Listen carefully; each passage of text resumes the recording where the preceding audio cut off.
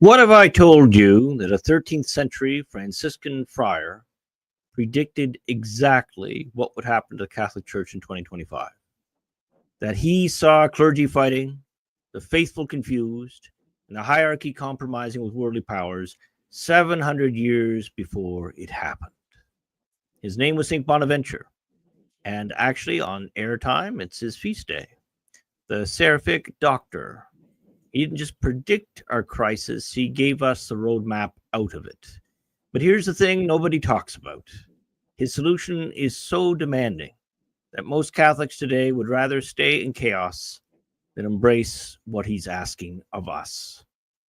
I'm about to show you why this medieval mystic might be the most relevant voice for Catholics in 2025. And by the end of this video, this time together with Felix and I, we hope that you'll understand why the Church's crisis isn't a bug, but it's a feature. It's exactly what happens when we abandon the path Bonaventure laid before us. Picture this. It's 1257. The Catholic Church is in chaos. Sound familiar? It's an old story. The Franciscan Order, barely 50 years old, is tearing itself apart. You've got the spirituals, that's faction. The spiritual, saying the Church has sold out to wealth and power. You've got the conventuals, saying that you need to adapt to survive. And you've got splinter groups, declaring the hierarchy invalid. And in the middle of it all, they elect a 36-year-old theology professor to save the whole thing. The professor was Giovanni de Fidenza. I'm sure I'm pronouncing that wrong. Later known as St. Bonaventure. And the solution he came up with, it wasn't political, it wasn't administrative, it was mystical, and it worked. And here's what makes Bonaventure different from every other medieval theologian. He lived through what we're living through, very similar. He saw faithful Catholics at each other's throats. He watched clergy abandon their posts. He witnessed the hierarchy make compromises that made the people's skin crawl. And his response wasn't to pick a side, it was to go deeper, to find the root, to ask the question nobody else was asking. What if all of this chaos is happening because we've forgotten what the Church actually is? See, Bonaventure had this theory, and it's going to blow your mind. He believed that all knowledge, all truth, all understanding comes through what he called a divine illumination. Now, that has other meanings sort of in the common Catholic discussions of today. But what he called divine illumination, he basically said that your brain could figure out math and science and politics, but it can't figure out God. And for that, of course, you need God to illuminate your mind directly. Now, here's where it gets interesting. Bonaventure said there are three levels of knowledge.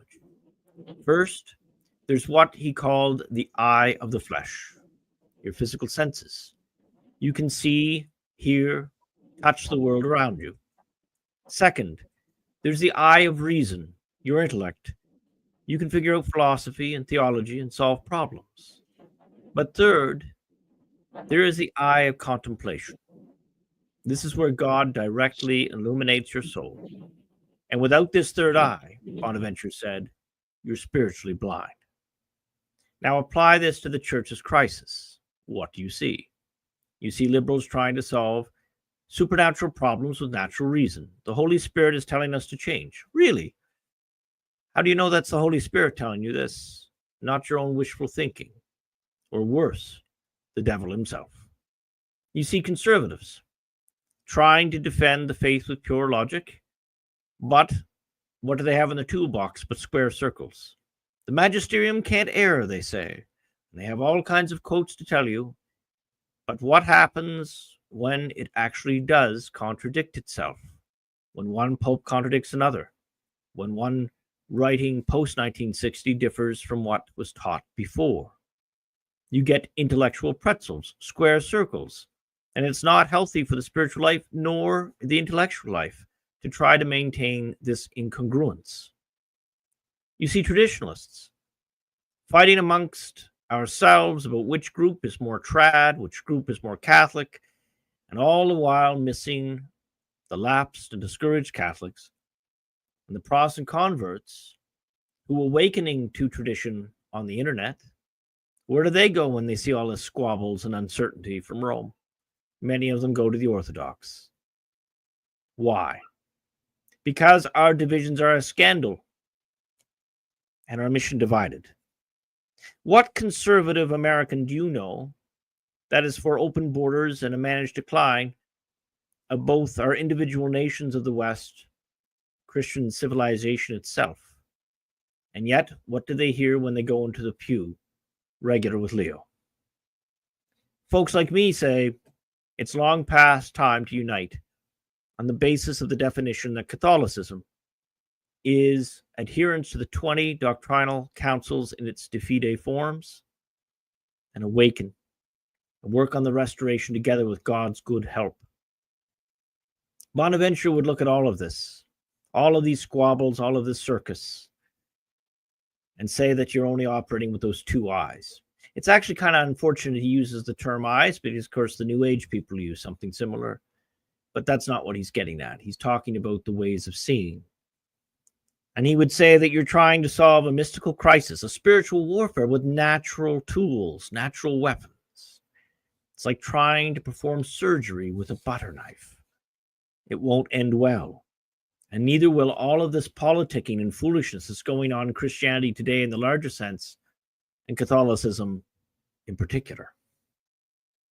Here's where Bonaventure gets really interesting. He wrote this work called In Itinerarium Mentis Deum, the mind's journey into God. It's basically a step-by-step guide for mystical union. And he says this journey isn't optional for church leaders. It's required. Think about that. Bonaventure is saying you can't properly govern the church unless you're a mystic. You can't teach theology unless you've been illuminated by God. You can't solve church problems unless you've ascended the ladder of contemplation. Now imagine if we applied this standard today. How many bishops would qualify? How many priests? How many Catholic YouTubers? And here's the thing. Bonaventure wasn't being elitist. He was being practical. He watched what happens when you put natural men in supernatural positions. They make natural decisions. They compromise. They fight. They divide. The church's crisis isn't primarily political. It's mystical. We've got natural men trying to do supernatural work. And it's not working. And it's fooling less and less every day. Bonaventure was obsessed with St. Francis of Assisi. He wrote his biography. He defended his legacy. He saw Francis as the perfect example of what Christian leadership should look like. Bonaventure's Francis is nothing like the Francis the liberals depict. And he's nothing like the Francis that many others do, in the sense of the two extremes of these depictions. Bonaventure's Francis was a mystic. He received the stigmata, the wounds of our Lord Jesus, because he had achieved perfect union with God. He wasn't a social justice warrior. He wasn't a traditionalist in the sense of the optic of tradition for that sake. He was a man so consumed with divine love that he became a living icon of our Lord himself. And Bonaventure said this is what every church leader should aspire to. Not political savvy, not administrative skill, not even theological knowledge, but mystical union. So when Bonaventure looks at today's church, the fighting, the confusion, the heartbreaking compromise with the world, he doesn't see a crisis of authority. He sees a crisis of holiness. He doesn't see a need for better arguments he sees a need for better saints. And his solution?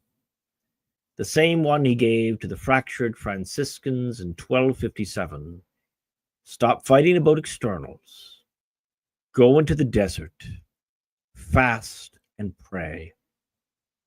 Seek God's face until he illuminates your mind. Then come back and lead. The question is, are we brave enough to take his advice? All right, Felix, I just dropped a lot of heavy medieval mysticism on our audience. What's your take? Do you think Bonaventure's diagnosis is accurate? I just feel like you made this podcast just to speak to me directly. You could have just given me a call and read this to me. Well, I'm a long work in progress too, so we're actually in the same boat. Yeah, no, 1,000,000%. This very much resonates. Right from the beginning, you were saying something along the lines that Bonaventure was saying that we don't that we need to rely more on the church, and we need to we can't. So wait, what was it exactly? It was something along the lines. You can't teach theology unless you've been divinely touched by God, and things like that. And that always ties into like previous conversations that we've done. Like I went to a Catholic school where they taught me evolution, and I mean, and to be more safe for the audience members who still believe whatever, that's fine. But I had a religion teacher in that Catholic school that was teaching me that maybe that maybe the Bible was metaphoric, and the miracles were different, and the story of Moses was actually an oral tradition, something that Israel would just, the story that they would tell, and made up, and these are things that were taught to me. So this really ties into what Bonaventure is saying, is like we need people who really believe this is believe this. Like, what are we doing here? If it's not Marvel, it's not the Marvel Cinematic Universe. This is an actual historic things that we're talking about here. So I would like my priest to believe. Now, this is something to bounce off you. Are you aware of what's been going on, sort of the Catholic media news lately? And it's okay if you're not, because for those of you who are new to Felix and my time together on Tuesdays, is that deliberately Felix and I come from different backgrounds, and it's interesting to talk to somebody that's not completely immersed, and we don't fight about church news from this perspective of position A versus B. Rather, we discuss these things from position of Felix representing the Catholic ordinary man. Not that Felix is ordinary; he's very gifted. Oh, bless you. The role informed here, layman, as AI that's right, beautifully titled me.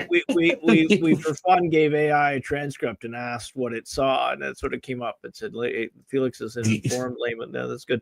But that's so good. I like that one. I'm sorry, Gordon. But no. Well, I was just going to say though, there's different levels. Like we all sort of consume different news, get information. How current are you on the current sort of the mudslinging in Catholic media? Very surface level, so I'm not totally blind to it, but it's almost like I'm kind of at the same point with politics. Like all the people in power are letting me down in one way or another, so I'm just kind of like stepping away a little bit. Yeah, and it's funny because this is like I need to focus on my prayer life. And my personal relationship with my church and with with the Lord, and because I am in no position here unless He makes me David like character and or whatever, or it tells me to grow my hair long. There's really not much I can do except podcast with Father Mikkel. Yeah, it's one of these things. Like again, I'm no St. Bonaventure by any stretch, right? But I wanted to share with you today a little bit about him because it's his feast day, and also, he did sort of address a lot of very similar things. His answer is probably our way out today. Well, it's definitely our way out, and it uses vocabulary a little different than I would choose to, and And the reason why I brought up the, what's your plug-in with the Catholic media, we're not going to go down that rabbit hole too much, but I wanted to acknowledge, because some of our viewers are plugged into this and they're going to know what I'm referring to. And so the thing is that there's been a lot of controversy last week, especially, but the last couple of weeks, about various Catholic YouTubers getting themselves into, different allegations against their morality and their moral praxis.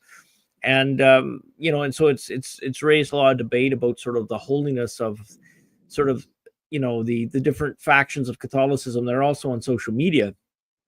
And it's interesting because, again, you see a lot of ugly coming out, in the sense that people are innocent until proven guilty. They also have a right. They have a right to good reputation until it's deemed or proven otherwise.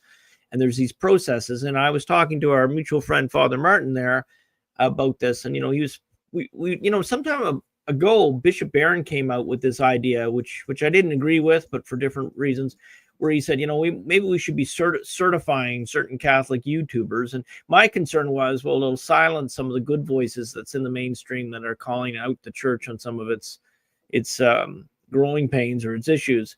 And there's the other aspect, is maybe instead of certifying someone as Catholic according to Bishop Barron or according to another authority, maybe the solution is that everyone should disclose what bishop they're under, because that would solve a lot of issues. If someone, if you're going to talk or teach about the faith, you indicate which bishop you're under the authority of. And if you're a member of Society of Pius X, then guess what? You're under a diocesan bishop, so that bishop should be known. And if you're a member of the Fraternity of St.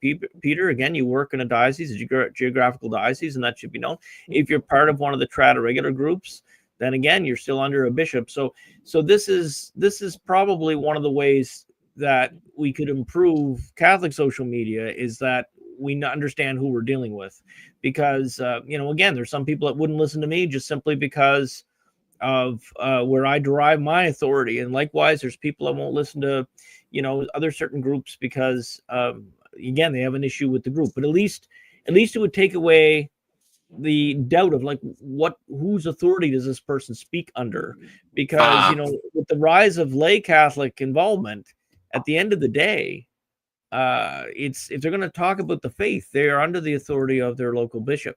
So anyway, back to the sort of the corruptions of the allegations of there's one immorality. So there's an allegation against a Catholic YouTuber that he had an inappropriate relationship on text with a young woman. Underage or young? Correct. Right. Underage. So, again, I don't want to get into the details. Okay, fair enough. I don't want to feed the fire here. But understood. It's an example of one or two things is correct, right? It's either true, the allegations are true, or the allegations are false. Now there's fair enough. Right? As far as the core allegation, sometimes things are just misunderstanding, right? But but anyway, what I'm getting at is that, for example, the kids can have a high school crush on a teacher. And if they went and they told their parents, oh, my teacher's in love with me and I'm going to marry him, and meanwhile this is all in the kid's head, that's obviously a very different situation than a teacher. The wrong person hears it. The teacher inviting them over on Saturday to help clean the garage or something, right? There's a big difference. Yeah. Understood. So, and in that case, you have the parents involved. Well, in the case of Catholic YouTube, your spiritual parent is your bishop. So here's the thing too. Go ahead. I'm sorry. Here's the thing too, because this is all right. Because there's a line here. All right. Now, spoiler alert. I'm a filthy sinner, and may God have mercy on me. All right. Spoiler alert. All right. So, and obviously, I don't claim to be anything. But the things, there are people here that are judging and using this as an ammunition that aren't even Catholic or Christian for that matter. Or at least, and even there are some that are Catholic that they're not using that part of their brain to go after this person for their sin. Well, again, and Felix, no one, neither you or I, are saying that if there's anything inappropriate, it's got to be stomped on. There's no question. 100%. But I guess what I'm getting at is that you have to have a certain authority to look into this stuff. You can't be just throwing out accusations about people just because someone said something on the internet somewhere. And this is the problem. Like, this is people are taking sides before they have even both sides of the story, before there's ever any kind of due process or understanding. Now, prudentially, that YouTuber might want to, just back Get away ahead of from, it. or make a statement, which in this case he did. And again, and he should submit to whatever church or civil investigation, which is what my understanding is as well. So, I mean, this is all good stuff, but here's the problem, like, in the sense of at least cooperating with the process and let whatever's true come out.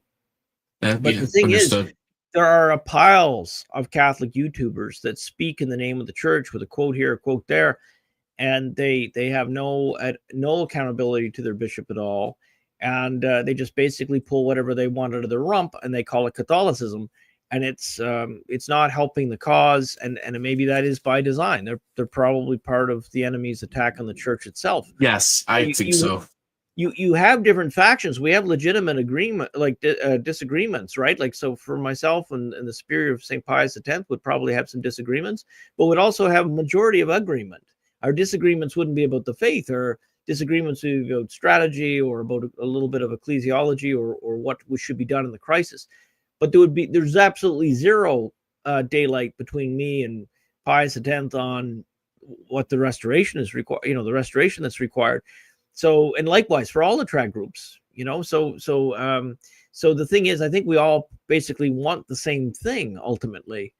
The difference between the various traditional groups are how much are we going to put up with and still stay in the tent, if that makes sense. And so that's our difference. Right. And so I would encourage trads to be a little kinder to one another in this respect, is that the institution has not kept its word on so many things, that to get mad at someone from being, working from the outside, there's people that work from the inside, there's people that work from the outside for this restoration. And if we can agree at least on the 20 doctrinal councils and its de fide aspects, that's the definition. And I'll add to that a Catholic moral praxis, because weirdly enough, there's some running around that say they believe in the de fide aspects of the councils, but then they have very liberal or hedonistic moral praxis, or a double life even. And that's not what we're after. As Felix says, we're all sinners. We're working our way with God's good help to try to please him, to try to live a life worthy of the baptism he's given all of us. And if you're in holy orders, those orders, by the same token, jeepers, this hurling poo at one another. Stop with the language, Father. I mean, I don't expect this from you. No, I got in trouble. No, I've got a funny story for you. See, Philip's got me on the rabbit hole. But I have a funny story about that. Do you know I got flamed on Twitter once upon a time? This was 2 years ago, for using the word crap. Ooh, scandalous. Yeah.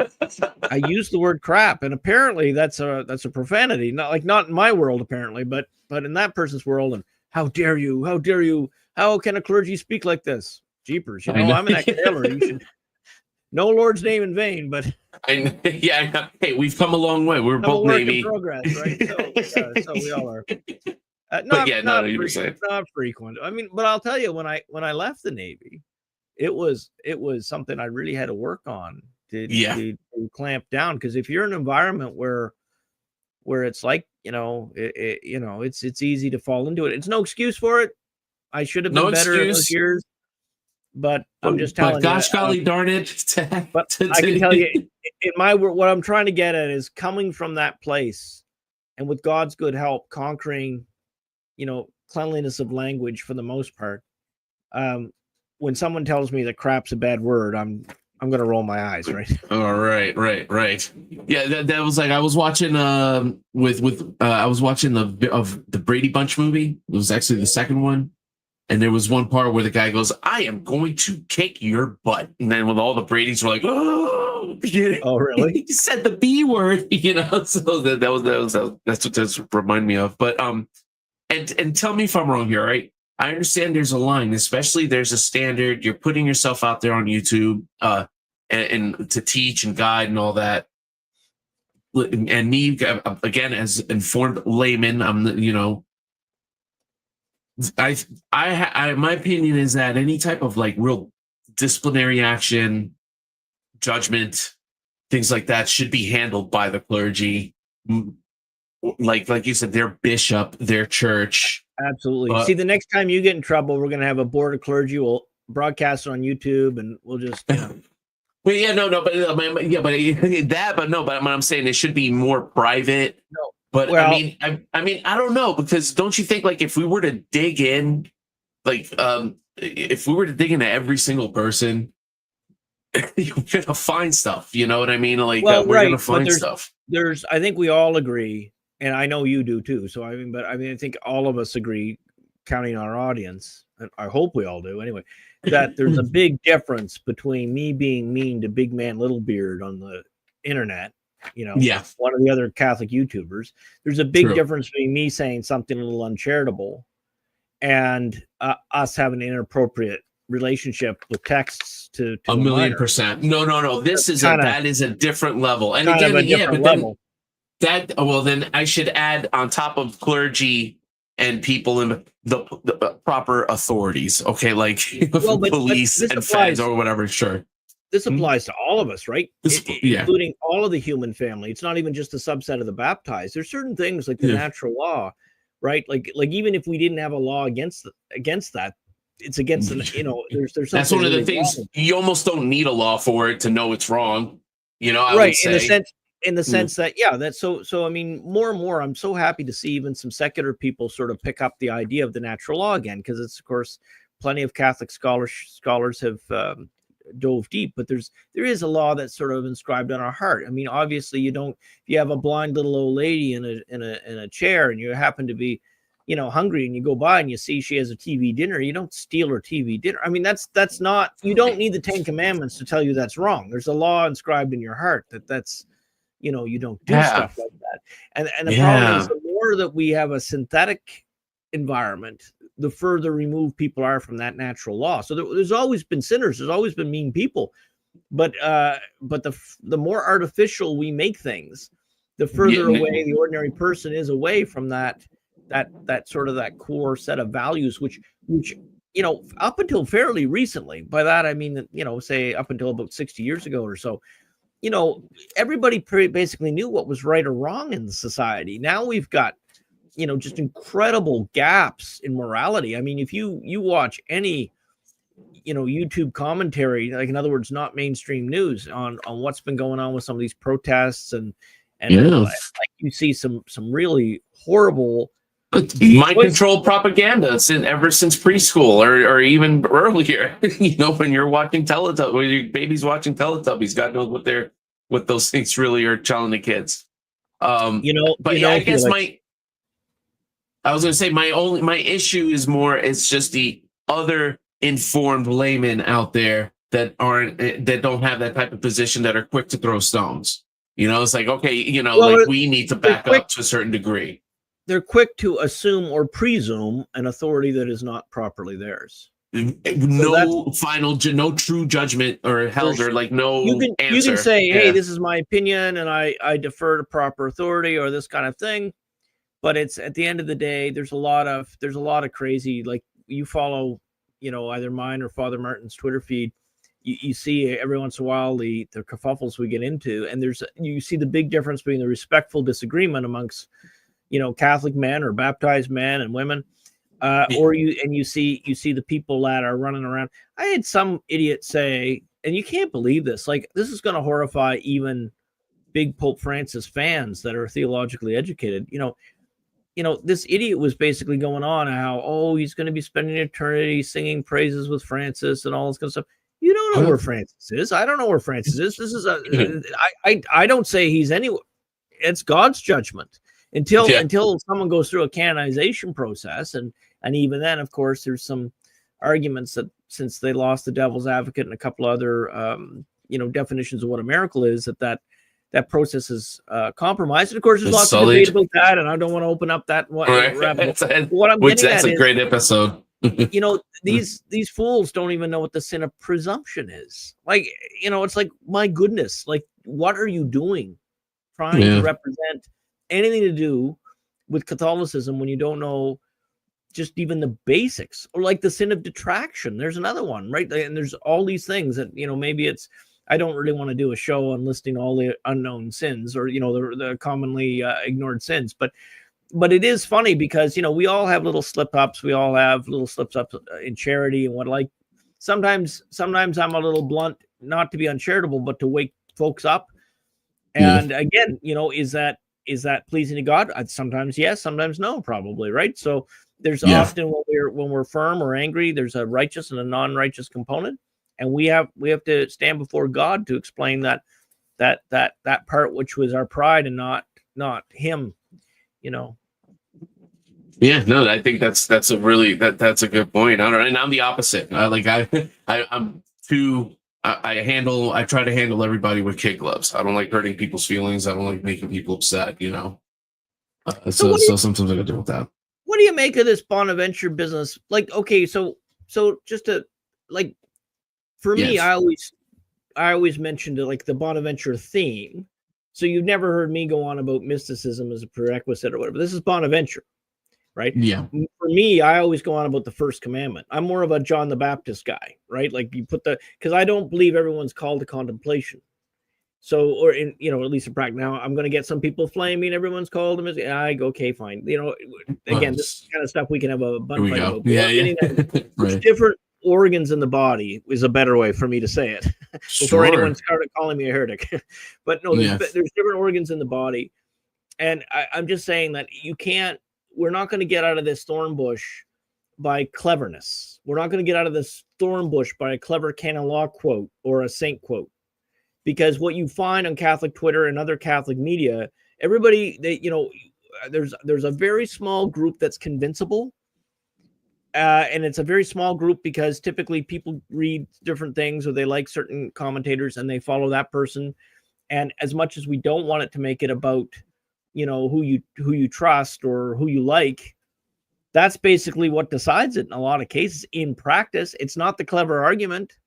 It's like someone says, right. Wow, Taylor Marshall looks really, really smart, right? I'm going to follow him. Oh, Tim Gordon looks really, really great. Oh, that's wonderful. Michael Knowles. And great, except what happens when they all disagree. So then there comes to be a fight about, well, do you listen to Pope Francis? Like, Pope Francis was easier to talk about because he was so definitely off the road, right? And so during those times, and people would be arguing, well, but whatever Francis says is true. But what if it's not? If Francis says water's dry, right? If Francis says he holds up a picture of a circle and says that's a square, Felix, you believe in it or you're not a good Catholic. And that's what the last 60 years has been. They've been showing us pictures of squares and saying, well, it's a circle, and you're like, well, I can't lie, but I'm telling you, I don't agree with you there, Father or Bishop. Yeah, and I'm kind of with you. The first commandment, that's of course. I mean, there's no disagreement there. And I'm kind of on my side is like, you at least got to believe it's true. You got to believe it's true. This ties into what I was saying earlier. If you're my priest, I want you to believe that Jesus actually was the Son of God and actually resurrected, and it wasn't some weird metaphor for how we have to live our life. That will destroy so many people.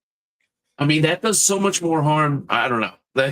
Maybe I'm wrong on that, but I just have a feeling that they'll pay for that in the future. To be that type of leader in the church. Right. Like when we say we love our enemies, we desire their salvation. Right. That doesn't mean that you love everything that comes out of them, or you're going to sit down and have tea with them. But the thing is that not necessarily, right? But the thing is that we've got a real problem. Like, I'll tell you, I mentioned the saint before, Saint Vincent Ferrer. If you don't have his biography, it's available on 10 books. No, I don't get a commission, but you can check out that. I think it's like he's called the Messenger of the Apocalypse or something, like in that book, the title I'm thinking of. And it's an excellent book. It's 99 cents on Kindle, or at least it was, and it's well worth the investment because of your time, which is a short book, but it's an important book to understand sort of the crisis of the church. And the neat thing about the little side note is that St. Vincent Ferrer actually followed the wrong pope. So he became a saint, even though he followed the wrong pope, which is kind of a neat thing for you to know, right? Because for those who, unless you're with Francis, I mean, no, it's like, you know what? We It's a don't little more know. complicated. It's a little more complicated than that. You know, we're judged on what we do with what we've been given. And if we believe, and God knows, you can't weasel God. Like, there's a difference between somebody says, I'm not following the Pope because I can't be bothered, right? Like Luther, like, I'm not going to follow that guy. There's a big difference between that and saying you're not going to follow the Pope into liberalism. Yeah. Right. And so anyway, and some would say, well, there's no difference. Well, I would argue there is, because if you have the backing of tradition and anything in the de fide faith cannot be changed. Yeah. And the thing is, the minute you disagree, and some of you watching this do disagree with me on this, the minute that you say that you can change it, then what authority does the current church have? It has none. It's like Father Martin got a bunch of people upset. He says, if Vatican II is correct, then I'm okay. And if Vatican II is false, then I'm okay. It's sort of great to be a trad irregular, because really, what binding do they have? They won't tell us we're going to hell anymore because they don't believe it. They believe everybody's going to heaven. So why do I have to listen to them? Right? That's right. But if they're wrong and we're right, then we don't have to. It doesn't matter. They're the unfaithful ones. So it's kind of funny. Right. And when he points that out, they go nuts. They have kittens from every orifice. They, oh, am I allowed to say orifice, Felix, or is that like? I know. Crab? Ooh, yeah, crab. But we said butt. You said cheapers a couple of times. I see our friend Norm. Our friend Norm. When Norm comes up, we should all go Norm. No. Norm. But no, thank you, Norm, for coming. And why don't you read his comment? And yes, and maybe he can settle this business whether crap and orifice are bad words. Or jeepers, right? So Norm says. The book I've read about Saint Bonaventure's is on a favorite devotion of mine. His book is titled Mirror of the Blessed Virgin Mary. I think I will read his book on Saint Francis, who I was named after. Oh, that's great. Well, there you go. I didn't know Norm was named after Francis. I just found an audio book here on YouTube. It's Journey of the Mind into God. Right. That's also by him? By Saint Bonaventure? That's right. Okay. That's right. Yeah, I just added that. I'm gonna listen to it tonight. It's 2 hours. That's awesome. There you go. And if Felix, if you're a mystic by next week, you make sure you let us know. Yeah, right. I don't know. I need to find my niche soon, so I can actually bear some proper fruit here. Well, now it's probably obvious to everybody watching this, but one of the strengths of Catholicism is that all these saints have the same faith but different charisms. And that's so beautiful, because it means that we can all have slightly different spiritualities and different emphasis within the same mission, right? Not everybody can be captain of the ship. Not everybody can be the bosun, tending the anchor line and whatever. Not everybody can, be the engineer. You don't want everybody doing the same job. So, a contemplative sister has a very different role in the church than the sister who teaches in school, who has the sister who teaches or attends the sick and the elderly. And likewise, diocesan priests are different than certain religious priests. And so, and all of these multiples of different charisms, and they all have their role in the body. They're all important. Well, I think that, we're pleasing when we do what God wants us to do. Right. So, and I wish people would give each other a little bit more slack on this, that, I might be wrong in some stuff. You might be wrong in some stuff. If we try to live that first commandment, thy will be done, right? We say that in Our Father all the time. If we actually try to live that, we can't weasel God. God knows whether we're truly trying to serve him. And that's why, since Vincent Ferrara got the Pope wrong, it wasn't a big deal, because his whole life was lived for God. And the church in her wisdom realized that and made him a saint anyway. They got it. They got it. So same with Athanasius, excommunicated 5 times. And he said at one point, you guys can have the buildings, we have the faith. So these struggles in the church, because we had like a couple hundred years of relative peace, people forget that the church has always had its struggles. It's always had its spiritual warfare. It's always had its conflicts. So, that's insane. I mean, especially I would imagine during schisms and stuff, that must have been, extremely challenging on top of that. Absolutely. And that's what we're living through now. And one of the things that frustrates me is it's not when people disagree. I mean, a lot of this stuff is above our pay grade. We're just trying to make best with the information we have, right? But the frustration I have is that all of this hatred that is practically being, hurled at one another, and over what? Like this, the common enemy is the devil, who's trying to take souls, and we're busy with a lot of friendly fire at one another, and myself included. I'm in that too. Now, I typically, and you guys can fact check me if I'm wrong, but I'll tell you, it's not my recollection. I don't initiate hostility against any individual. Now, I do comment negatively on people that personify a way of thinking. So, for example, Teilhard de Chardin, I was also angry at Pope Francis, and big figures that represent a school of thought or thinking. But it's if I met, those of you who know me know I'm not a big fan of anybody liberal or Marxist or what have you. But if I was introduced to Barack Obama, I wouldn't spit on him or something. I would address him as Mr. President, and I'd be polite to him.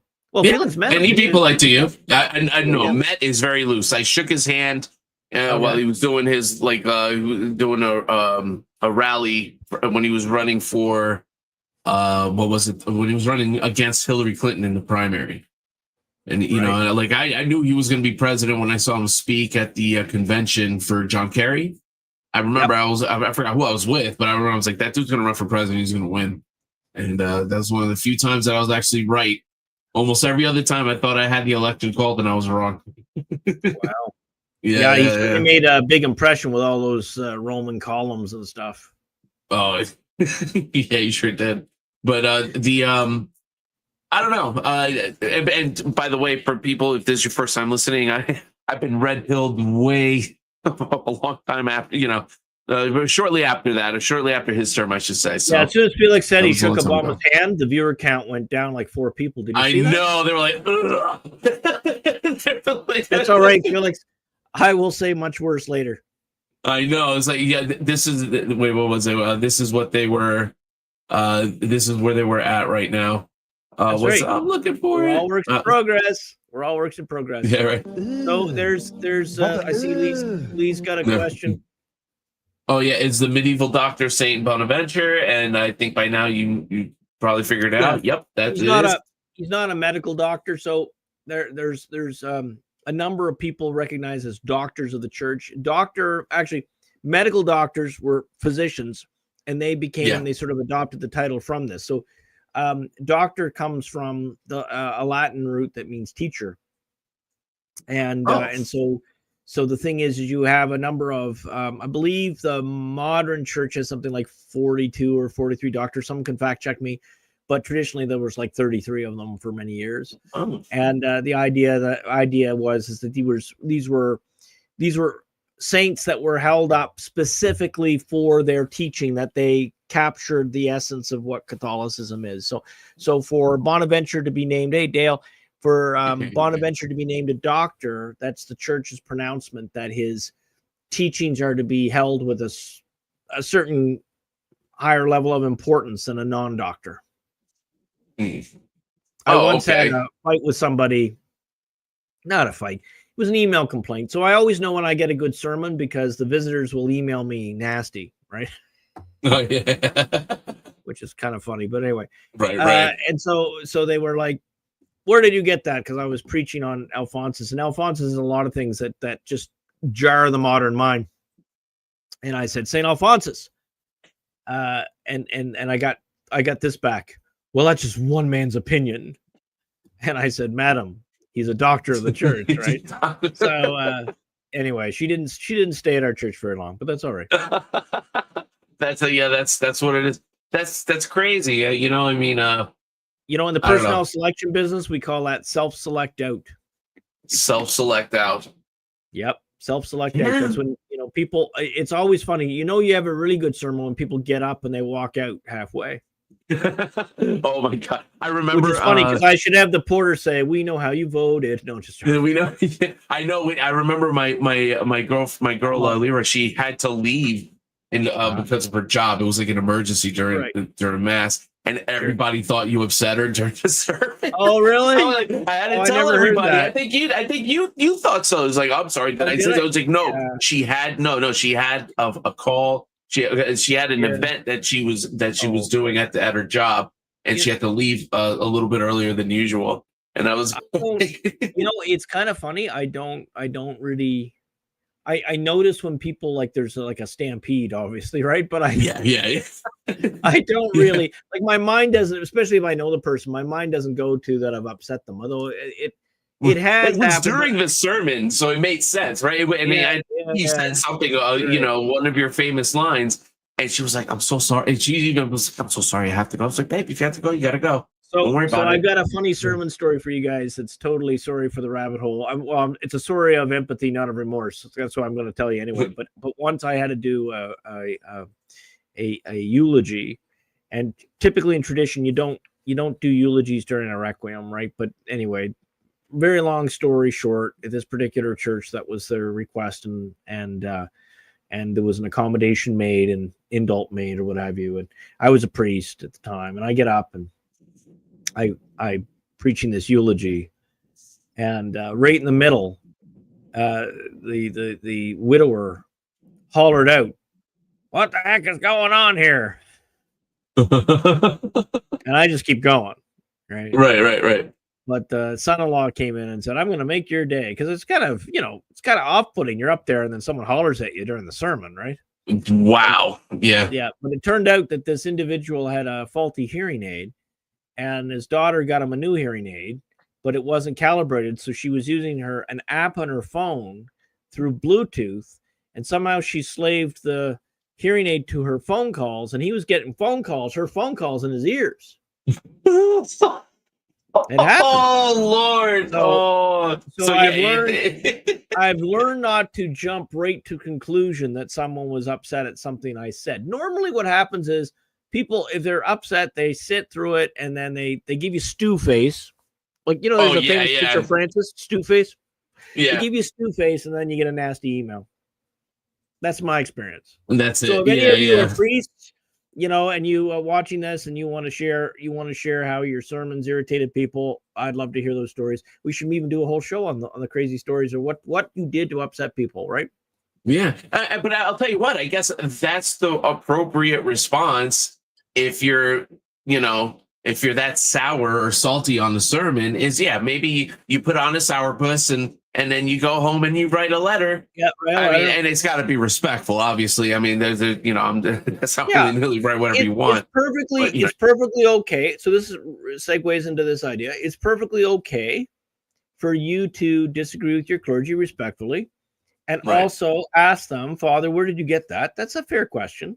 Yeah. And because I always tell people, fact check me, look it up. Because I want people to, only a small fraction do, but I want people to do it, because when in the course of the research, they're going to get into the subject more, and they're going to realize, oh yeah, that's where he got that. Right. I don't get it just for myself. Right. But there's something to be said when someone finds it themselves versus me just giving them a book and a highlighter. Right. So it's like, so I give them some homework.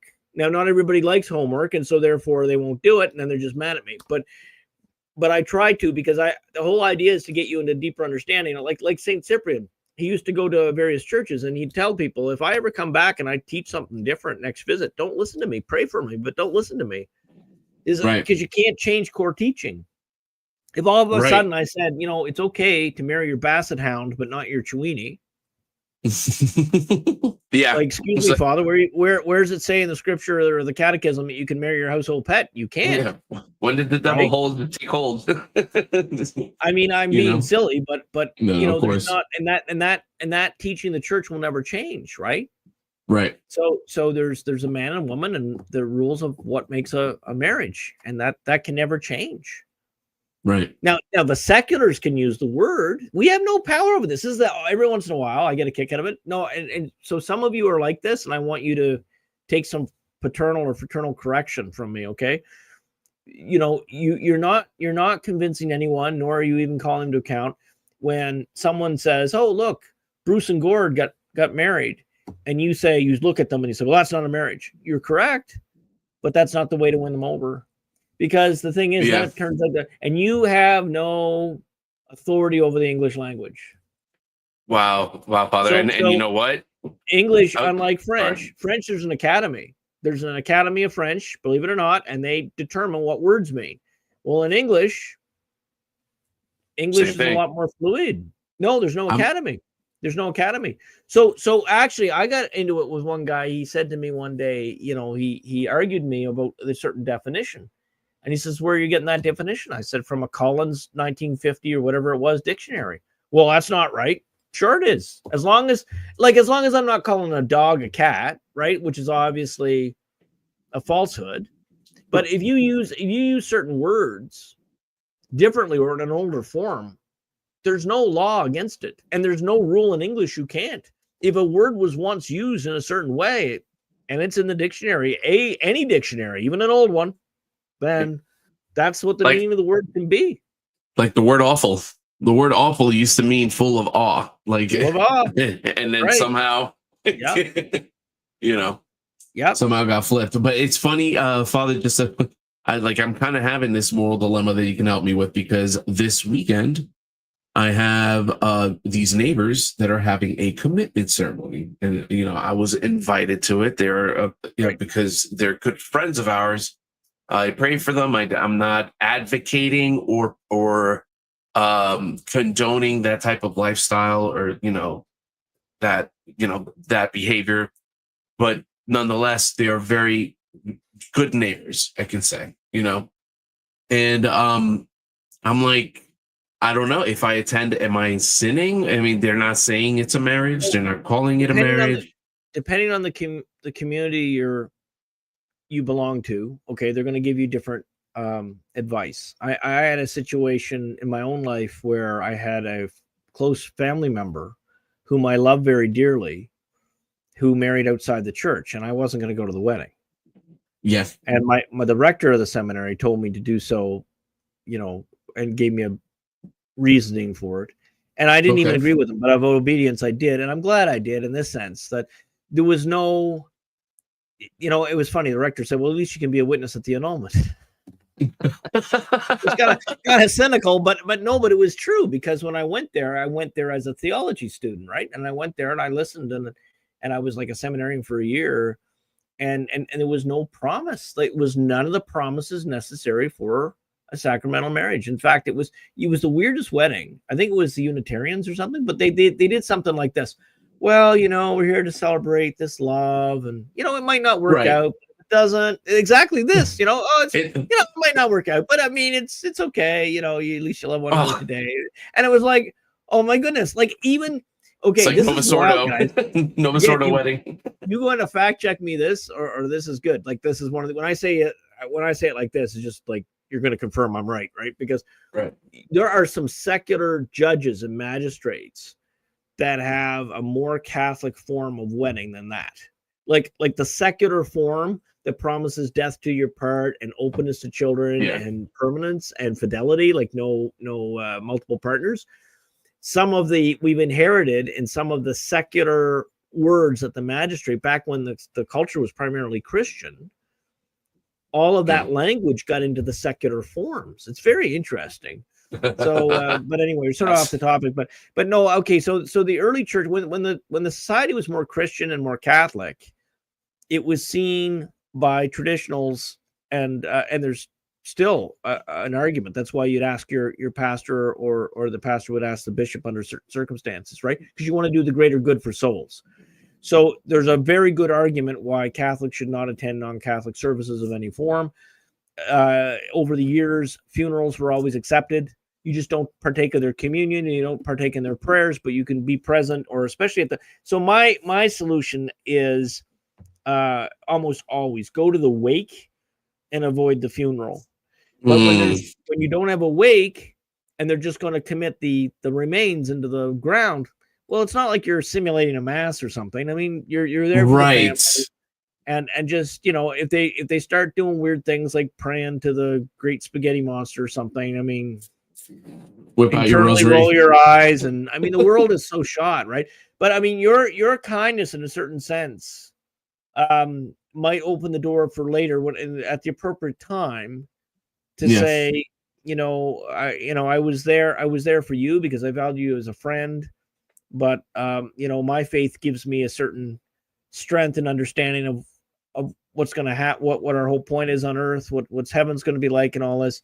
And if you ever wanted to talk to me about it, I'm here for you. And then you plant the seed and you leave it alone. You don't bring it up again for a long time.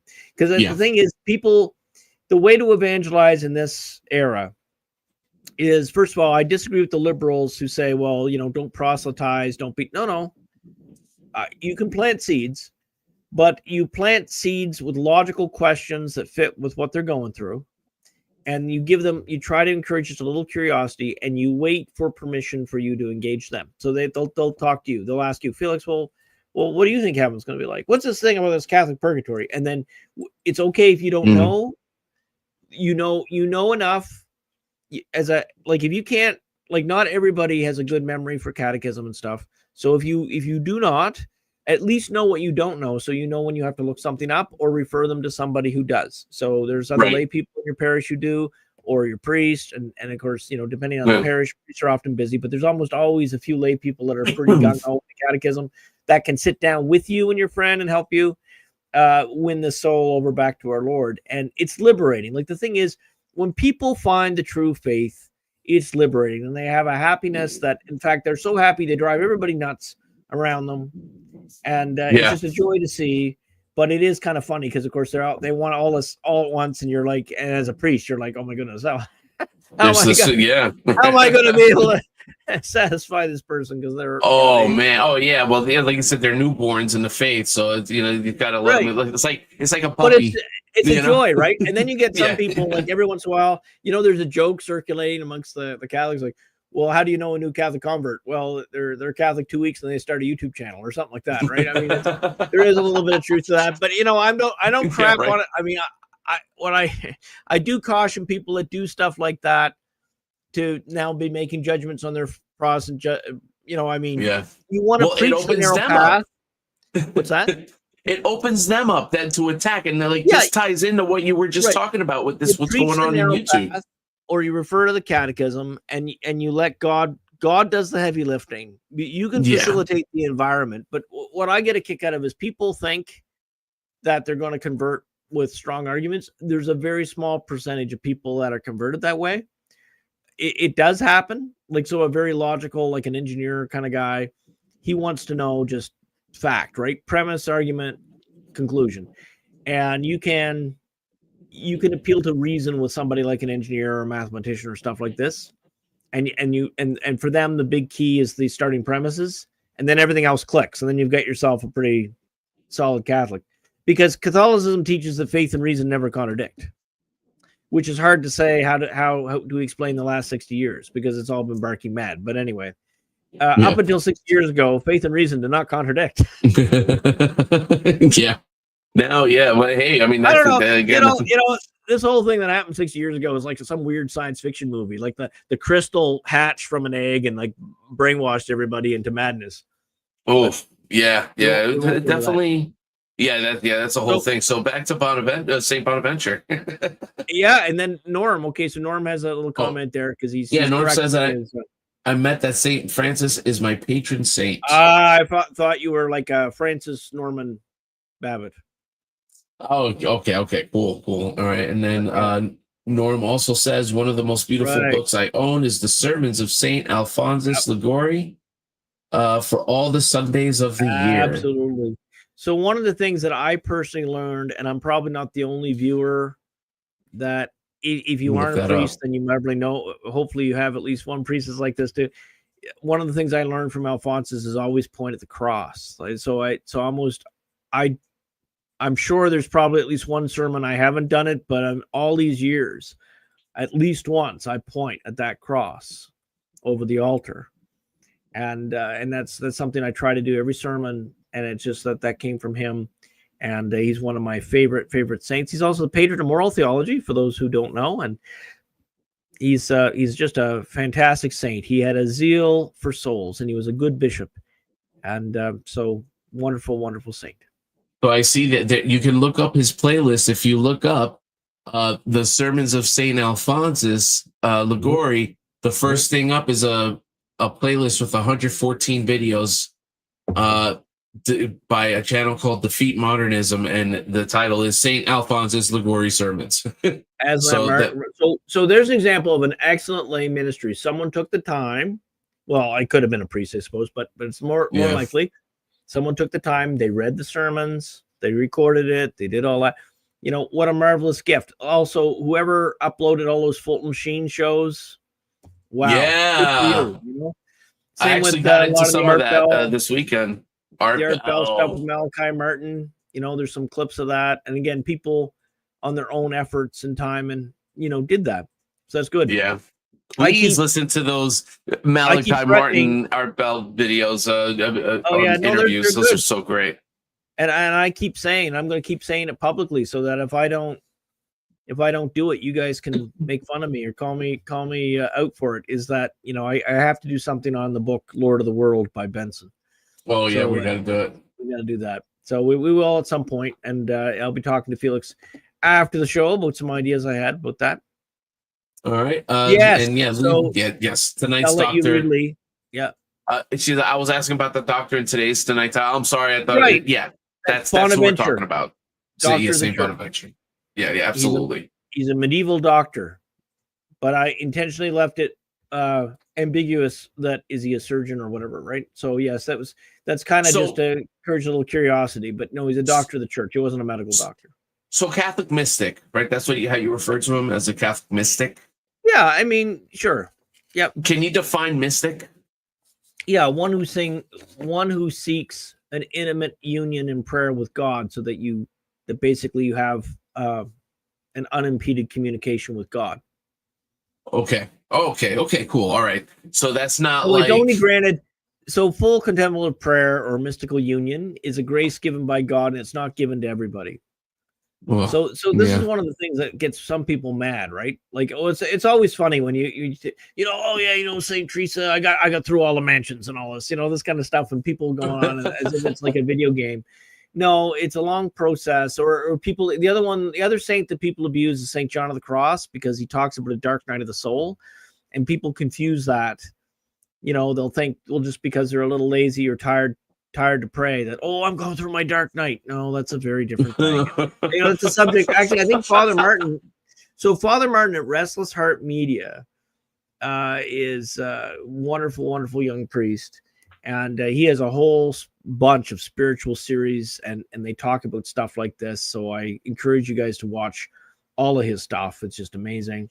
And so that's good. And you know, you can just put it on the background. Subscribed. Yep. No, I'm sorry. Cut you off. Yeah. No, I was going to say, you know, like what I do with stuff like this, I put it on in the background and I'm only half paying attention. And I do that for the first run. And then especially if I really realize, like, that tells me when I know, okay, there's some really good stuff here.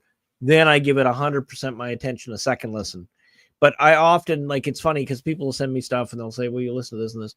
And I'll put it on in the background, but I'm also doing stuff, right? So if it's really good, then I stop it and restart it, and just you know, give it my full attention. You know, men do not multitask well. That's psychologically true, and it's funny because most of us think we do, but we don't. So we don't. That's why don't text and drive. Don't text and drive. All right, so that's it as far as that. All right, so a church mystic has. So does that mean you can kind of hear God's response more clearly, Well, I mean, again, it's talking about a prayer tradition, right? A way of basically seeking to pray as God wants us to pray, and it comes with a growth into, well, as they say, the grace of mystic union, and so people have, you know, you'll find, I think, you know, I certainly don't claim to have that gift. I don't have that gift of Bonaventure. I know what I don't know, though, in the sense that I've approached it right at various points. God has given, but it's not something you do really through your effort. It's not like you level up. Okay, prayer, you know, so many rosaries, so many masses, you level up to prayer level 100 or 1,000 Hail Marys. You get to right. Really, it boils down to that God can give us little graces of encouragement, And you don't have to be, you know, in someone like in Bonaventure's role. There's little old ladies that have probably had these graces and consolations and stuff like that, right? That have no Some abuelas, theology, absolutely. So the real trick, to my mind, and I'd say I come at it from a slightly different angle in Bonaventure, although, you know, I should revisit Bonaventure because it's been a long time. And the reason why I did the thing today was because it was feast day. And I thought, well, you know what, people should hear about Bonaventure because he faced a lot of problems that we face in the church today. But the thing is that you really, for me, and I think Bonaventure would agree with me, and just that we describe it differently, is that we want to live the first commandment. So Bonaventure's way of accessing that first commandment and its deepness was his path. And for me too. I mean, for me, I always thought, I think of the figure of John the Baptist. I think of those words, "Thy will be done," in the Our Father. And, you know, there are different organs in the body. Like, I would not make a good Franciscan. And yet that was Bonaventure's whole charism. So, Yeah. you know, there are different charisms in the church too. Now, Franciscans are not typically known. They're not known as contemplatives as a bunch of other religious orders are. So, not to say that it's not contemplative Franciscans, but they tend to be known for their corporal works of mercy, at least in this age. Okay, and you mean like what, like feeding the poor and right, and things now, like that? certainly And, Padre Pio is, you know, I mean, he's definitely a mystic, right? So there's Padre Pio. There's there's jeepers. There's a whole bunch of saints that had extraordinary miracles and intimate relation with God. So, yeah, is stigmata okay? All right, so this is gonna get it. So yeah, Padre Pio, he was a mystic. He had the stigmata as well. Yeah, he has the stigmata as well. So these are two separate things. All right. So is there like some sort of miracle aspect or supernatural aspect to mysticism, like something that's witnessed by the congregation, or is that something very personal? It's 90% of these miracles and graces God gives us is not meant for public consumption, right? They're meant for personal. You. Yeah, 90%. Unless God tells you to do this, you know, I mean, and you'll know. But I mean, I would say most of the baptized who pay attention have had some miracles in their lives that they would be tempted of the flesh to attribute to coincidence. But people that you meet, for example, that have helped you navigate the world of faith or the world of just living on earth, you know, a lot of those God probably put in your path, and we attribute it to coincidence. But it's a miracle the whole time. Sure, there's miracles every day. Anytime you drive on Highway 19 and survive, it's a miracle. So there you go. Did you see the video of the kid like talking to Jesus? He was like, oh my God, this went viral. This is actually, I'm going to pull this up. Right. So this kid is in a hospital bed, and his eyes are pretty much wide open. People in the chat will probably let me know. I'm just gonna find it here. All right, and I'm gonna upload it. Give me 1 second. I found it here. Just forgive me. This is actually a reaction to the video from Nick Jones for real. He has a pretty good channel. I want to just skip to the actual reaction. But yeah, this went kind of viral here. Worker's son had an encounter with Jesus. I'm going to speed it up. Wow. I don't know what, I know the presence of God is always with us, but you know that feeling when you just become more aware of his presence? I just had that wash over me right now. I haven't watched this yet. I saw this pop up yesterday on my feed as I was scrolling through social media, which is, without even having to watch it, millions more. And the God's not going to say too much more. Okay. I'm sorry. Why? I'm a bad kid. No, you're not. You're not a bad kid. I cause trouble. No. No, you don't. You just skateboard. I love my mom. I miss my mom. Where's my mom? I'm right here. I miss my Oh, mom. my hair, Kason. Kason. Hi, Jesus. Look at his eyes. Oh my gosh. He's in a dream. He's dreaming.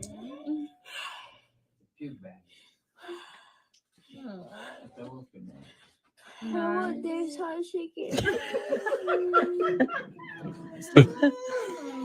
I think your mama will get you some. Yeah. Jesus, when you coming back? We need you.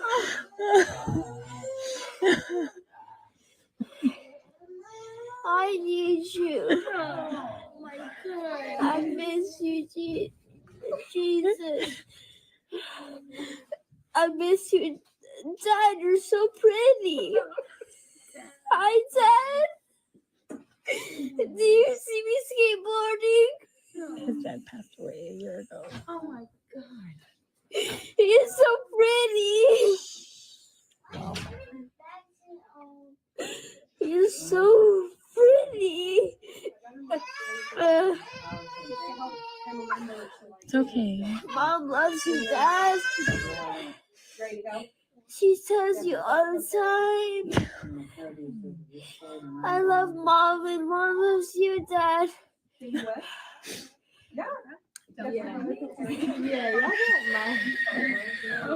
I love Mom. My mom's the best. She's the best mom ever. You're doing so good, Casey. He's answering questions, right? Am I- So, Felix, what's the story with this little one? Like they were in an accident, I assume, or do you know Now, what as happened far to as the child? I don't know the backstory too much, but it gets more hardcore, and I can just summarize if we don't want to sit through this whole video. Yeah. Definitely watch it on your own. But Sure. at one point he says, "Wow," he says, "Oh God, your eyes are fire," and he starts saying some really intense stuff. And then he starts begging for forgiveness for being mean, and he promises to be a better kid. And again, his eyes are kind of like wide open. It bugs me out, But yeah, like in this situation, it sounds like he's having a conversation. He's answering questions, and he's not like nobody. He's not paying attention to what's going on around him. And like So even the I'm people. curious, like I'm curious. Like there was some. He looks to me to be in a hospital bed. Yeah, he is in a hospital bed. He's probably medicated. Right. So there is it's interesting because I mean again this is an example of it's very very moving, but of course you realize what a skeptic would say, right? I mean, in Of terms of course. it's medication, it's whatever. But I mean, one of the things that struck me, and it's beautiful with a child's simple just openness and love of God, right? Yeah. And it is interesting because the way he's describing his deceased father, if his father indeed is in heaven, you would expect it would, again, the glorified, us in heaven are going to be beautiful. So Yeah. it is kind of interesting, and Yeah. I have to be very very careful about putting God in a box with regard. God is outside time. How That's right. how that relates with us here on earth. There's all kinds of stories. It's funny because sometimes people will dismiss near-death experiences or whatever. And, I think I've known people that have gone, well, one in particular that had a very powerful conversion over such a thing. And I'm also a little bit aware, I wouldn't call myself an expert by any stretch, but I'm probably more aware than the average bear in the sense of reading some scientific material on this stuff and what they think causes it and the like. But it's a long time ago. I wouldn't give a conference on it now. But I guess what I'm getting at is be open to the things, how God communicates in your day-to-day life. And I believe in miracles, and I believe that every baptized has access to them. That's not meant just for a few. And Yeah. that there are a few that God uses to give us hope. Like, I mean, even this little video, again, I don't know all the context and all this, and I can't, just Sure. endorse without knowing what's going on. But what I can say is that God will use unconventional situations to get people to think about stuff. And one of the things that I would say that is encouraging about this little fellow's experience is that there's this notion of repentance is required. He was definitely repentant. He says, "I'm so mean." You heard him in the beginning. "I'm so sorry." Yeah. And I promise to be good. Later on in the videos, like, "I promise to take care of my mother." And but he starts saying stuff like, "You, Jesus, you're so beautiful. You're so pretty. Right. Your eyes are fire. Wow." Yeah. And like these, like stuff like that. All right. So I don't need this to be a legit miracle for me to believe. I already believe, things like that. But this is just another circumstantial piece to put on top of the heap. I call it a data point in favor, right? Like, I mean, so the thing is, exactly. There's all kinds of, again, people attribute it to coincidence, but I think God gives us little signs. Like, if we truly need, like, I'm not talking about trying to make our faith a magic show, right? I'll never forget the scripture where it's such a vivid scene where our Lord is asked for a miracle. "We'll believe in you. Show us a miracle." And he says, "What a wicked generation." I get such a kick out of, "What a wicked generation. The only sign you'll be shown is the sign of Jonah." And that's kind of where we're at, right? We're even more wicked generation, and yet that's the sign, right? The sign of, and people don't realize there's a whole bunch of layers in that phrase, right? Of meaning. Like, there's the phrase of that Jonah spent 3 days in the belly of a large fish and was spewed out. Why was he in the belly of a large fish? Because he was rebelling against God's command. And then God sent him back and threw him up on the beach. Yeah. And the thing is, he had a choice, right? He could run away again, but he realized, oh, brother, right? Now there's the typology of that 3 days in the belly of the fish, of course, and is a prefigurement of Christ. I'm sorry, just to cut you off. I'm sorry to cut you off. But a quick question. I've heard this, and is about just relates to this, that Jonah died when he was in the that it's at least there's a theory that Jonah died in the whale and then was resurrected. There's all kinds of depictions of Jonah, what could have happened or whatever, including scenes of him with a candle somehow in the whale thing. You'd think it would blow up. It's Pinocchio. That's what I mean, I mean, there's all kinds of little depictions, but however it worked is that 3 days, 3 days in the belly of the great fish. It's not actually mentioned as a whale per se, but that's the only kind of fish that would work. Or it's I know a fish, I know a whale's a mammal. Okay, anyway, anyway, we get it. He gets thrown up on the beach, and there's that element of the 3 days, right? But then there's also the element of he knocks on Nineveh's door, and the happy ending of Jonah is that God took his disobedience, and then when he finally said yes and was obedient, God was able to work a great work through Jonah. And Jonah converted Nineveh. And Nineveh set the king begrudgingly. Right. But they, and they were saved. And that's the way it's going to be for the Christian West. Things look very dire, but God will turn it around like this if only we turn back to him. Yeah. And that's what has to happen. And it's none of this business of just getting up and saying, "I love you, Jesus. I accept you as my personal Lord and Savior." That is not sufficient. No. What's sufficient is the first commandment, to live the first commandment. Our Lord said, "Not everyone who calls Lord, Lord will enter the kingdom of heaven, but he who does the will of the Father." So we have to discern what the will of the Father. That's what Bonaventure is all about. Bonaventure was about discerning the will of the Father, intimate relationship with God so that you know.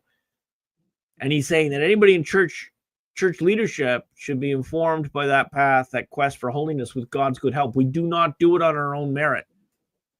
But, I find it interesting. I used to be the assistant to a mainstream Catholic bishop, and I had a couple of years at it, 1 year with more time tasking than others. And I found it interesting because I was his MC and I drove him around and we did this like his confirmation tour or whatever. And what struck me by having dinner with all these priests of the diocese, all these different men with great gifts and all this kind of stuff, they all knew who among them were the holy ones that were truly holy. And I found that fascinating because it's not dependent on whether someone's liberal, conservative, traditional. The priests themselves kind of know who among them is serious about a prayer life, who's serious among them about a spiritual quest, which I've always found fascinating. And they really should be, if I could give some fraternal advice to the mainstream institutional church, I would say, if even your liberals and conservatives and everybody, they all agree who the holy priest among you are, those should be your bishops. You can hire other people to handle all the other administrative stuff. But you really do need men on fire seeking to do the will of God to be in these positions, because if not, you're going to get what we get now. I mean, there's an American bishop running around. He's got a bearded woman that he's calling a religious brother. Like, and they think it's all normal, right? Yeah. Or oh, gee, it's okay to human. I better not say the word, but if you're driving in traffic, for example, and you're ing, no, but there's a whole bunch of them. There's a whole bunch of them that are perfectly fine with breaking law and a couple 100,000 little children missing. Oh, that's okay. Don't deport the bad guy. Oh no, right. Sweep it under the rug. These people, these church people that go on about that. Oh, he needs due process, and all. Well, he had his due process. He had a hearing. He got a rubber stamp, and he got on C-130 wherever he went. That's it. The thing is, these same people that go on about that, I don't hear a single, cry for the missing and the exploited and the raped. Oh, I said the word. Oh, and I was okay. Let me see where we at here. All right, so let me see. You want me to read Norm's comment here? All right, he says, I was born and raised Jewish, yet I would watch Fulton Sheen because I found him so fascinating. Decades later, I converted to the Catholic faith. I think he has some influence in this regard. Yeah, for sure. I would say my dad was a Protestant, and that could be a whole show on what happened there. But he was like yourself, a non-Catholic. Greetings, Your Grace. Hey, Bishop, how are you? That's right.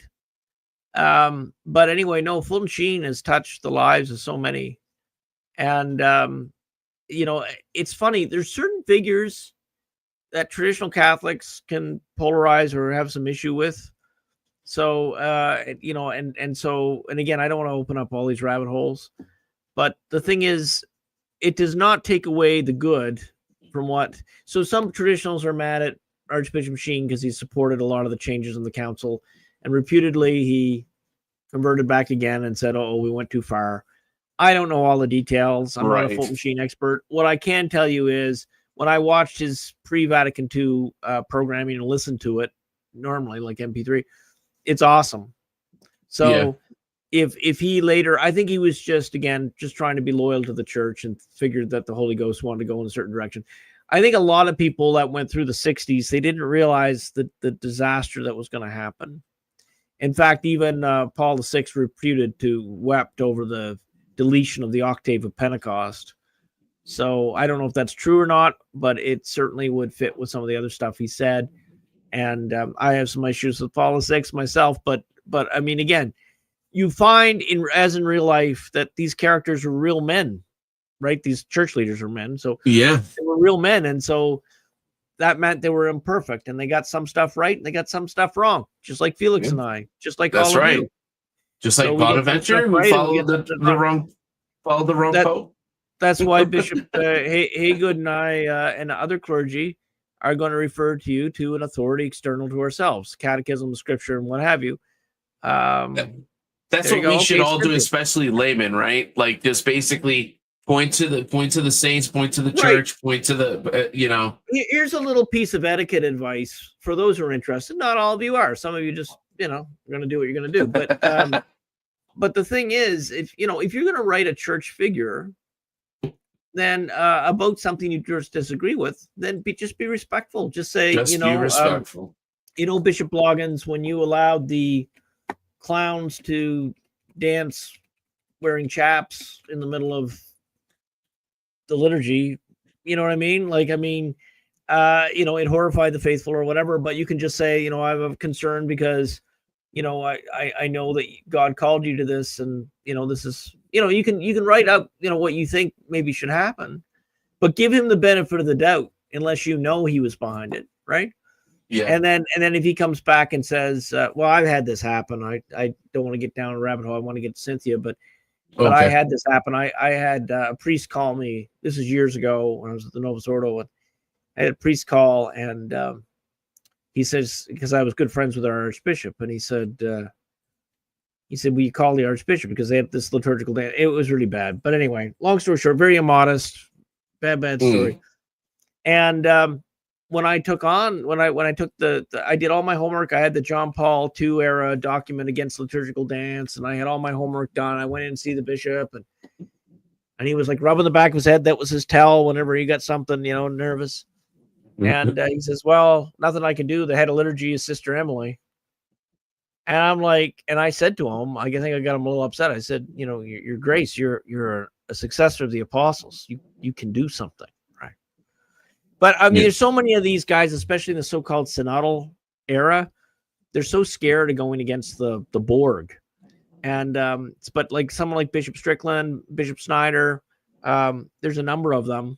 Some of them are get very brave in retirement, which is fine. I mean, it would have been better if they got brave in their younger years. But there's some bishops that have called out some shenanigans, and we need more of them. We need more of these brave bishops and cardinals to speak out and just ask the questions, right? Like, why are we doing it this way? Why have we taught something for 2,000 years? On what basis do we change it?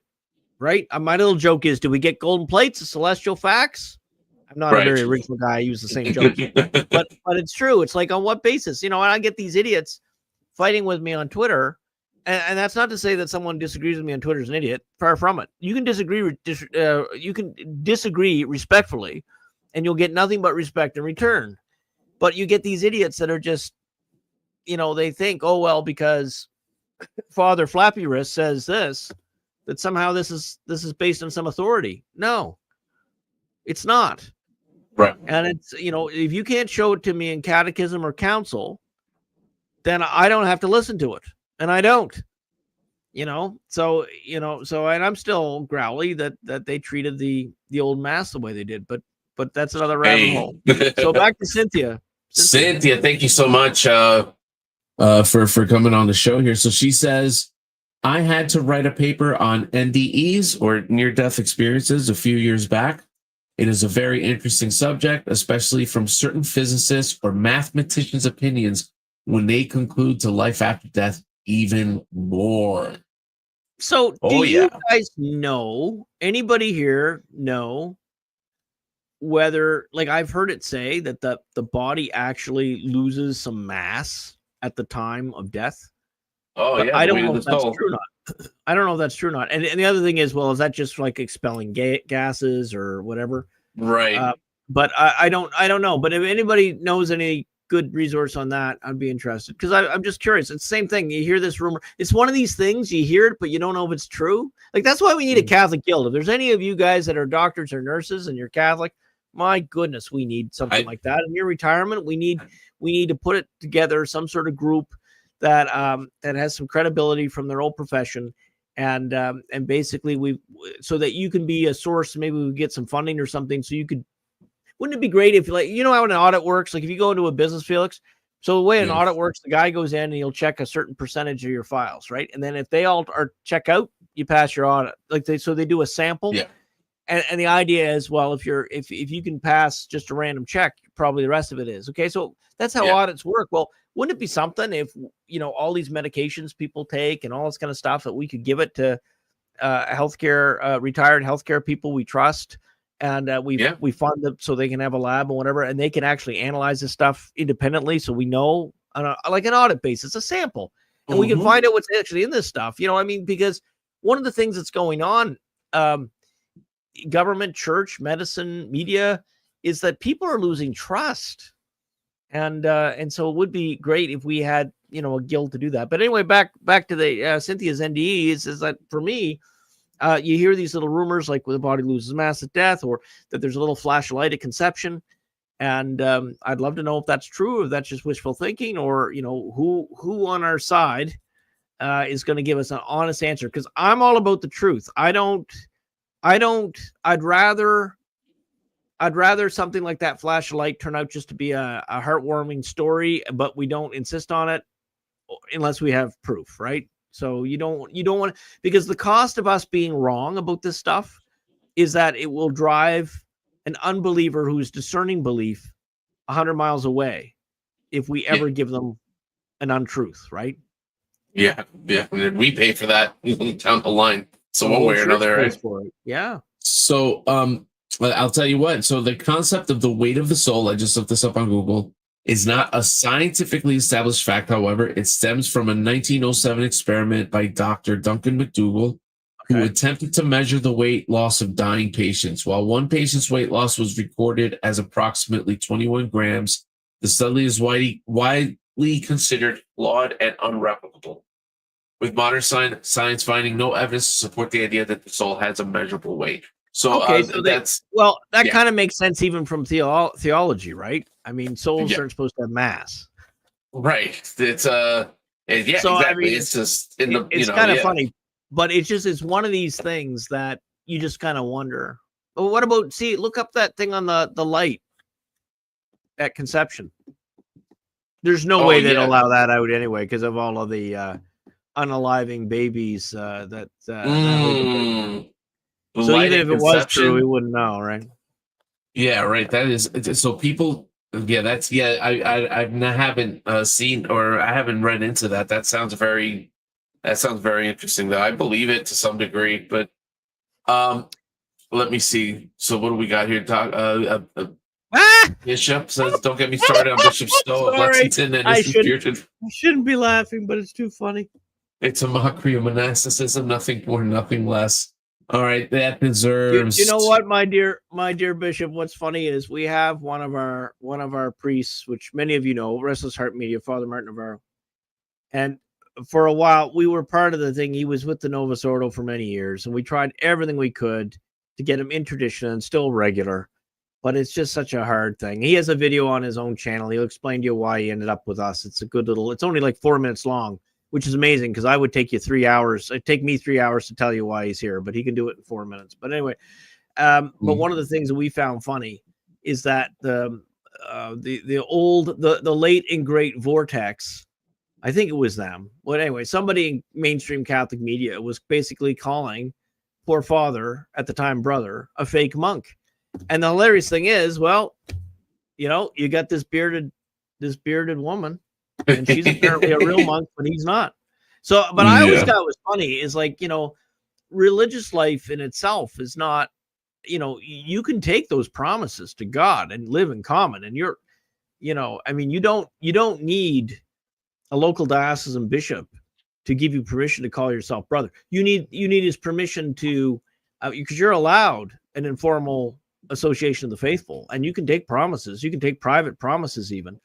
And you would be a brother or a sister, right? You may not be a member of a religious order, officially recognized, but there's nothing wrong with this.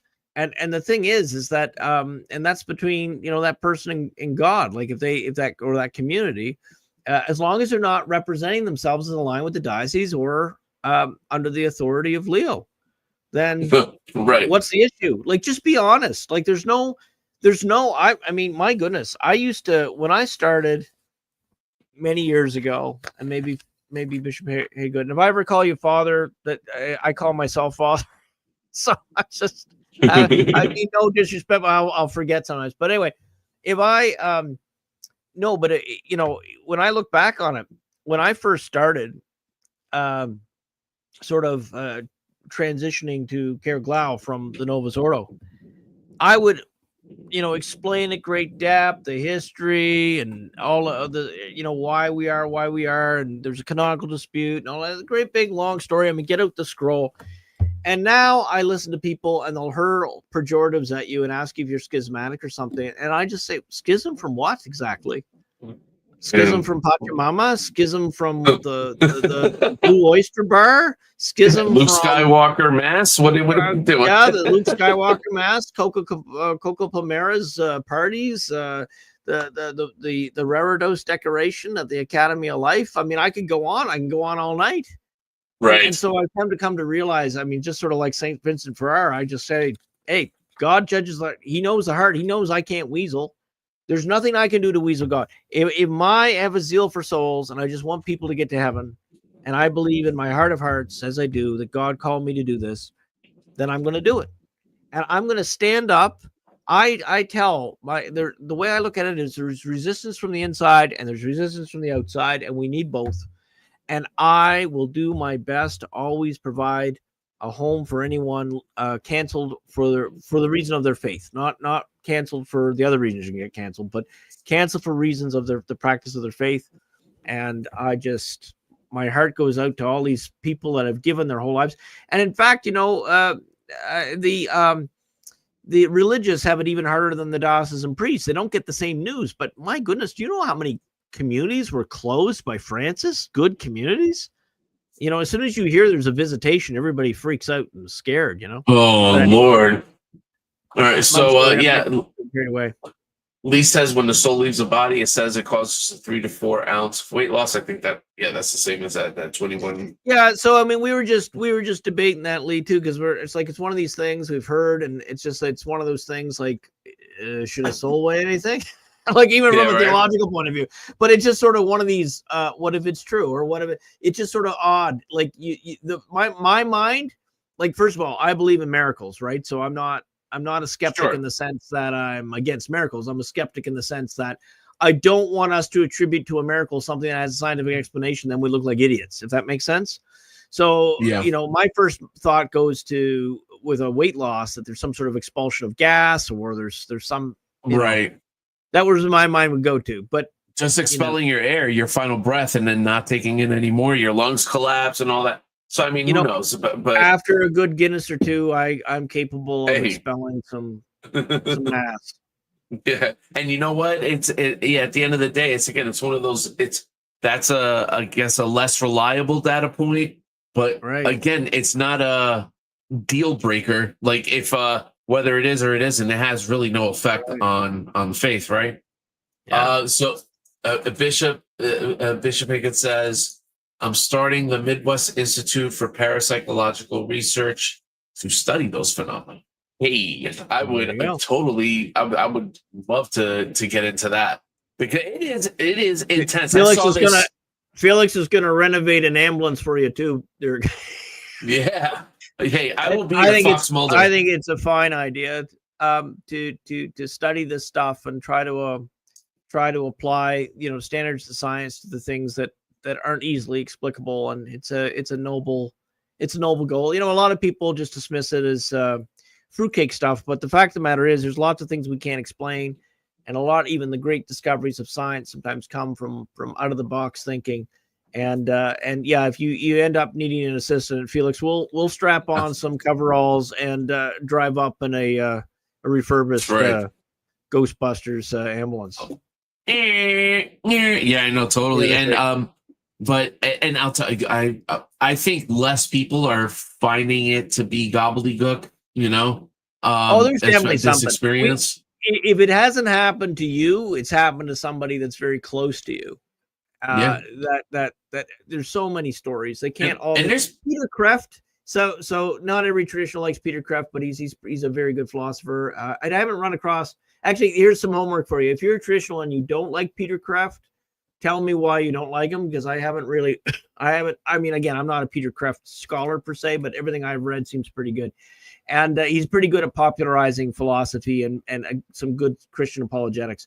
But one of the things that he would say is like, well, how do you know there's no ghosts? How do you know? I mean, he would say that the anecdotal evidence is, so what are they? Now, they could be. Now, that doesn't mean they're going to be what you want them to be in your own view, right? They could be demonic apparition. They could be all sorts of things pretending to be your loved ones, right? So it's not necessarily like, this is why we Catholics, and I think most of our viewers know this, we tell you, don't touch Ouija boards, don't touch all this stuff. You know, you don't want to mess with this stuff unless you're trained. And even if you're trained, you're not going to use a Ouija board. You know, you're just learn about it. No, I mean, right? no. Well, the thing is that because you can't, you know, there's certain rules that Christians have with regard to the paranormal. But if a family is, you know, has something nasty going on, yeah, then it actually behooves it's a help to the exorcist to have science take a look at it and hopefully disprove it through science. And then on science's benefit, if science can't explain it, then the data should hopefully be helpful for further work. It'd be interesting to see if some of these institutes, you know, share how freely they share data with one another, because you know, people have been kicking this around for a long time, and I know several people who have definitely experienced the paranormal, and I myself have run into what I guess would you call a manifestation. So I know the stuff is real. I've seen it, but it's one of these things. It's never going to convince an unbeliever. Of course. I mean, right? To a non-believer, like my story's no not evidence is enough. My stories aren't going to convince an unbeliever, but I mean, for those who've seen it yourself, you know it's real. Let me add to that point. All right. So, and this ties into NDEs. This atheist was on Sean Ryan's podcast. Okay. Has a near-death experience where his father shows up and he's like got hollow eyes and he's like zombified. His father was also an atheist. He was like, come here, whatever. And it has this just extremely bad hell near-death experience. And I believe in there he gets saved by Jesus in the near-death experience. And he is still an atheist. See, he comes out of this experience and and returns to atheism. Some of you are aware of, I guess you call it a pious hope or a private revelation, but some of you are aware of a concept called the divine illumination. We mentioned it in a different context earlier tonight, but there's this notion, and there's a lot of people that poo-poo it because of its source, right? But there's more than one source. So, and I don't really follow it as a prophecy. I call it a pious hope. And what I mean by that is that wouldn't it be neat if God would do such a thing? Now, a bunch of my traditional priest friends will say, nah, it's too easy. God's not going to allow it. And that may be. Hey, but again, we're not going to put God in a box. We'll see what happens. But exactly. Here's the funny thing. If that experience happened, that every soul for a few minutes saw its state before God, the scariest thing, guys, is that some people who see it would still choose not to follow our Lord. There we go. And not only that, there'll be some that they'll repent for a short period of time, then go back to their old ways and just convince themselves they were under some sort of mass hypnosis or hysteria. And then there'll be some that even knowing would not. No. Yeah. Won't. Yeah. Right. Exactly. And you met them. There's people you have met in your life, whether in your workplace or at the shopping mall or on the highway. You have met people that have no regard for God. And if you have no regard for God, you have no regard for man. Why would you? Exactly. And as far as these NDEs are concerned, you know, there's definitely one thing that I see here is that there's like a chance there, like, and you've talked to me before about mitigation. And again, this is pure speculation. I am a big nobody and semi-informed layman here, but it looks like even like non-believers, they have an opportunity to call out to God for some sort of help or mercy in that in-between space. So the parable of the vineyard is very good for us all for this. So you know, the people that did all the labor, and then the master was very generous to a few that got hired in the last hour. So what I'm saying is that, you know, I often tell people our job as Catholic clergy is to paint the lines of the road, to teach and preach the narrow path. So do never ask your Catholic clergy to give you permission to sin. Never ask your Catholic clergy to applaud that you've decided to be modern and that you're sinning. Okay, but by the same token, it would be completely wrong. It'd be wrong either extreme for us to fail to warn you that you're putting your soul in danger if you're pursuing. Okay, so we have to do that. That's our duty. Amen. Yeah. But also, we can't go so far that we're presumptuous that we tell people, well, you're damned to hell. Well, how do I know? I don't have the authority. That's above my pay grade, right? Like, Yeah. but people say it all the time, right? Like, Catholic Twitter is brutal. There's all these people condemning one another to hell. That is the grave sin of presumption. So you have no authority. And I don't care who it is. I don't care whether it's that crazy guy with the little mustache in the 30s. I don't care if it's Martin Luther. I don't care if it's all these people that everybody just decides that they're in hell. There are some saints that have had visions and they saw like Martin Luther in hell and whatever. Okay, well, that's fine if you believe that, you know, you're not required to in the Catholic faith. But if it was a saint that you trusted, they're writing, you thought they were holy men, and you believe that vision was real and it wasn't, you know, as a result of other factors, then you're free to believe that at least that there's that story, but you're not free to condemn someone, nor are you free to canonize anyone. You know, so I mean, it's, you know, like I try to gently suggest, I mean, obviously not near the time of someone's death, but you know, this is why you pray for the dead, right? Well, one of the things I would say, like, if any of you are watching your Novus Ordo, you know, have the funerals, at least the adult funerals, at least in purple. Like, don't be letting them do this white. Like, it's really bad, right? Like, it's very bad theology, it's bad liturgy, it's bad symbol. It's the hope of the resurrection. Yeah, but that's our tradition. Our tradition is to pray for the living and the dead. And you indicate prayer for the dead by wearing a Novus Ordo purple, or rarely you see it in black. Black's traditional mostly. But you know, so but at least, I mean, don't allow your adult loved ones to be buried in white, please. Yeah, don't ever presume though, right? A baptized child under the age of reason, yes. All right, and it's like the same way in tradition. We don't do a black funeral for a baptized child under the age of reason. So but anyway, I didn't mean to get down that rabbit hole. But hey, all right, we got Norm. This is terrific. Okay, so this is off topic, but could you explain to me the significance of H.G. Wells' book War of the Worlds, which you, Bishop Meikle, have suggested reading? I started reading it this week. You can stop reading that book. I love it, Norm. Actually, I've never read. I'm going to scandalize poor Norman here. I have never read War of the Worlds. It's Lord of the World by Hugh. I'm going to Benson. put in a comment. Yeah. Lord of the World by Hugh Benson. Now, War of the Worlds is very significant historically and culturally, and it's a benefit to read. In fact, you know what? You've inspired me. I should read it because I'm a big science fiction fan. But if I did read it, I was very, very young and I don't remember. But it's quite possible I did because my mother was the town librarian and I read all of the science fiction library. But it all sort of blends in after all these years. But anyway, but 1950, I can talk about, you know, the science fiction in general of that era. It was certainly a lot more hopeful and less dystopian for the most part than modern science fiction.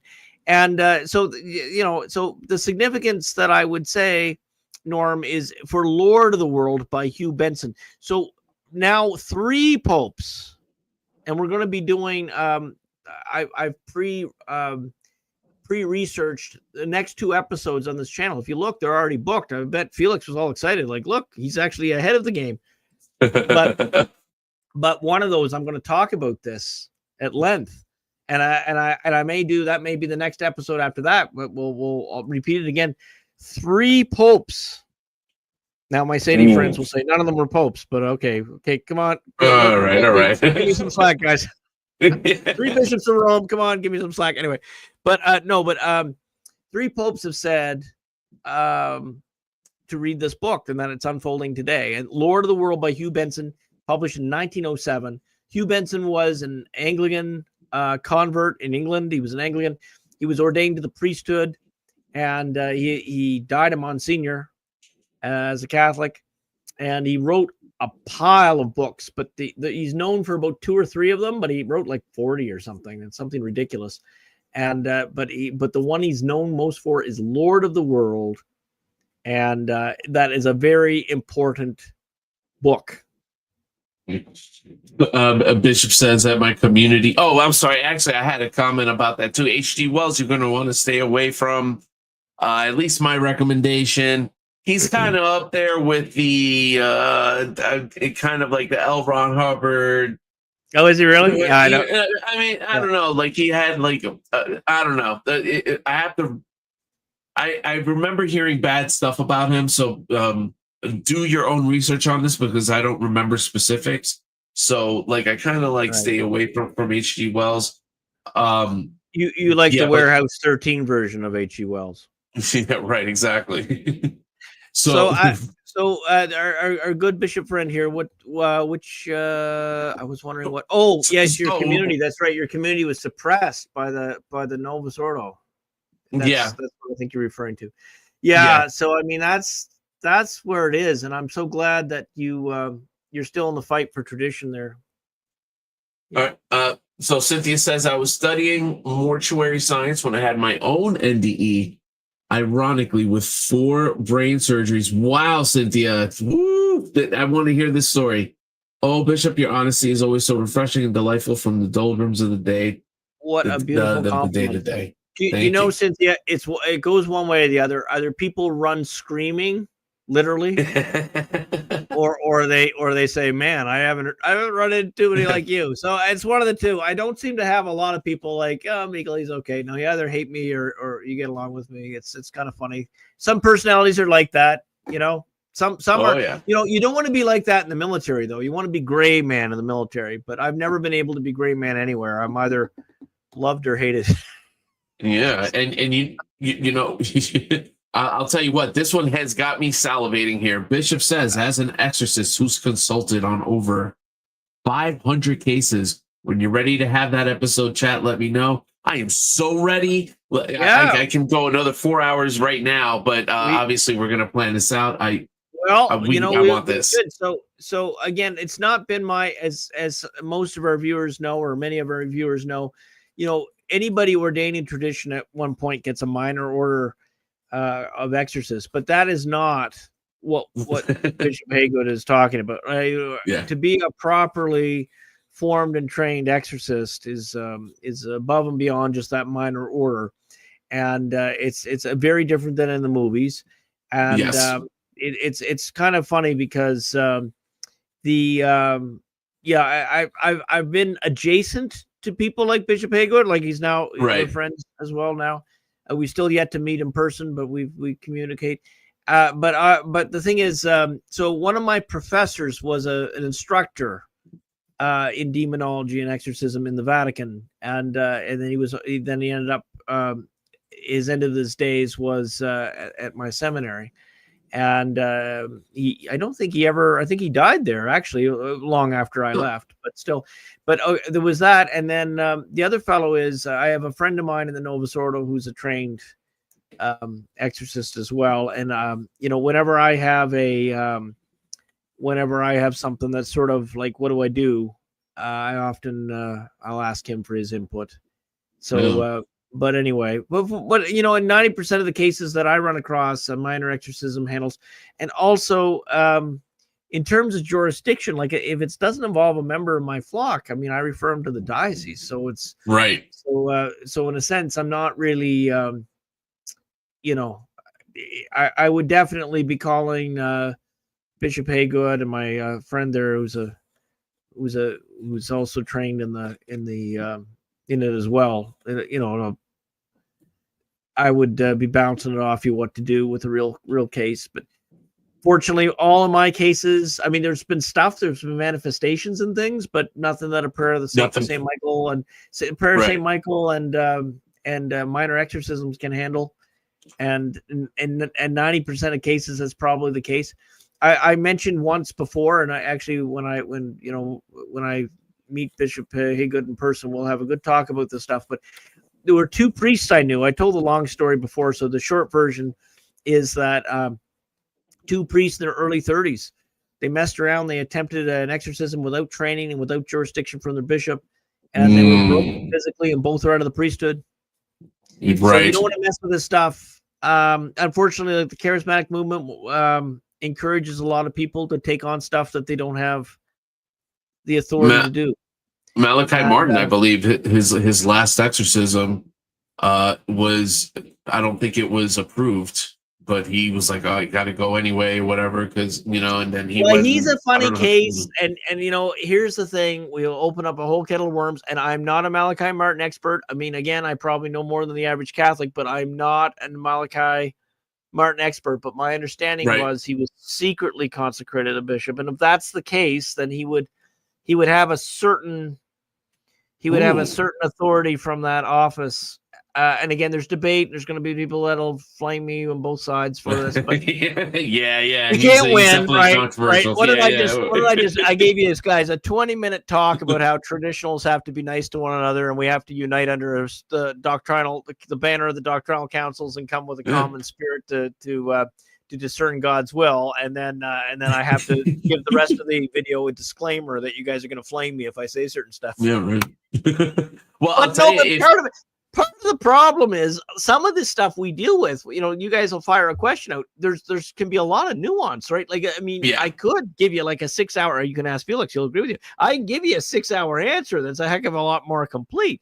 But we'd never get get to anything else. So we try to keep my rabbit holes to a minimum. Sometimes if you would pardon my French, I guess you would say, we're darned if we do.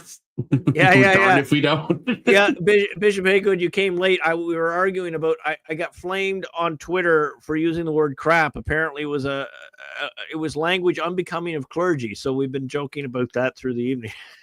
Yeah, right. So yeah, he said crap, right? That was it, crap, and That's all done. he said poop earlier and jeepers. Yeah. I don't know.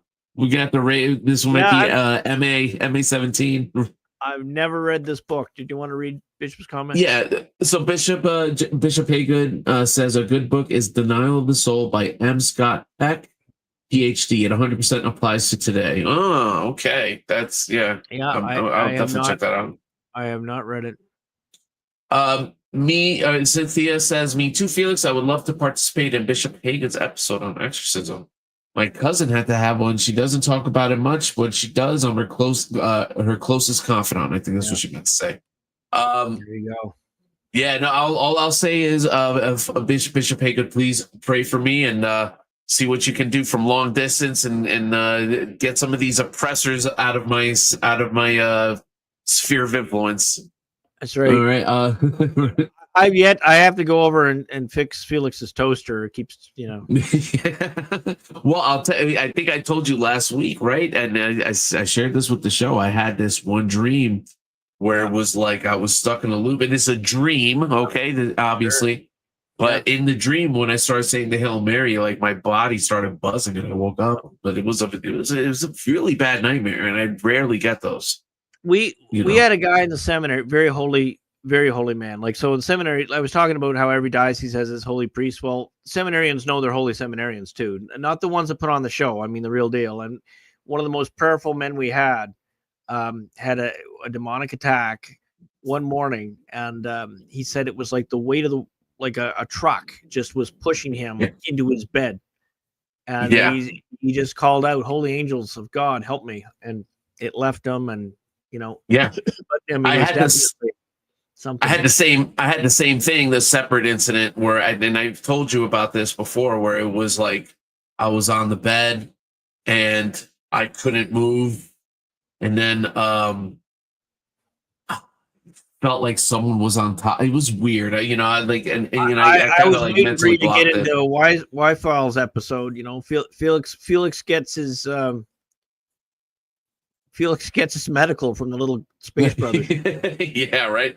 No, but it was bad, and I started chanting a Hail Mary, or started reciting the Hail Mary. Felix, you gave me an idea. Stopped. If you get too many of these ones, we're just going to call. There's a famous Catholic apologist that does all he talks about is UFOs and stuff now. So there you go. Oh God, yeah. Let's not mention the name. I don't want to be saying anything mean about anybody, but I joke about it all the time because there's not, I used to say under Francis, it's little wonder he's talking about UFOs, because if he tries to talk about Catholicism, it's like he's got to defend all his stuff he used to say years ago. Yeah, right. That is funny. And let me see. Bishop Haga says Malachi Martin put parts of the rite of exorcism at the end of his book, Hostage to the Devil. I do not agree with that at all. Wow, what a shame. I actually been wanting to read that, not for that reason. I just, because I think that book is more about the invasion of Vatican II and stuff, right? If I'm not mistaken, or I'm thinking of Windswept House. But yeah, there's no reason for a layman to have those instructions. Like, again, that'll cause more harm than good, especially if some. And that might be part of it. He might. Again, I'm totally speculating here. I'm not an expert at of Malachi Martin, but we'll sort of why include it if it's incomplete. But on the other hand, why would you include it at all? So the material I have on the subject that was given to me on the subject is all sub secreto. It's not for public. Understood. My friend gave it to me because he figured, hey, you know what, you're not attached to the mainstream, so but you still might run across this, so here's the manual, and so I, which is helpful, but by the same token, it's not my particular ministry or expertise.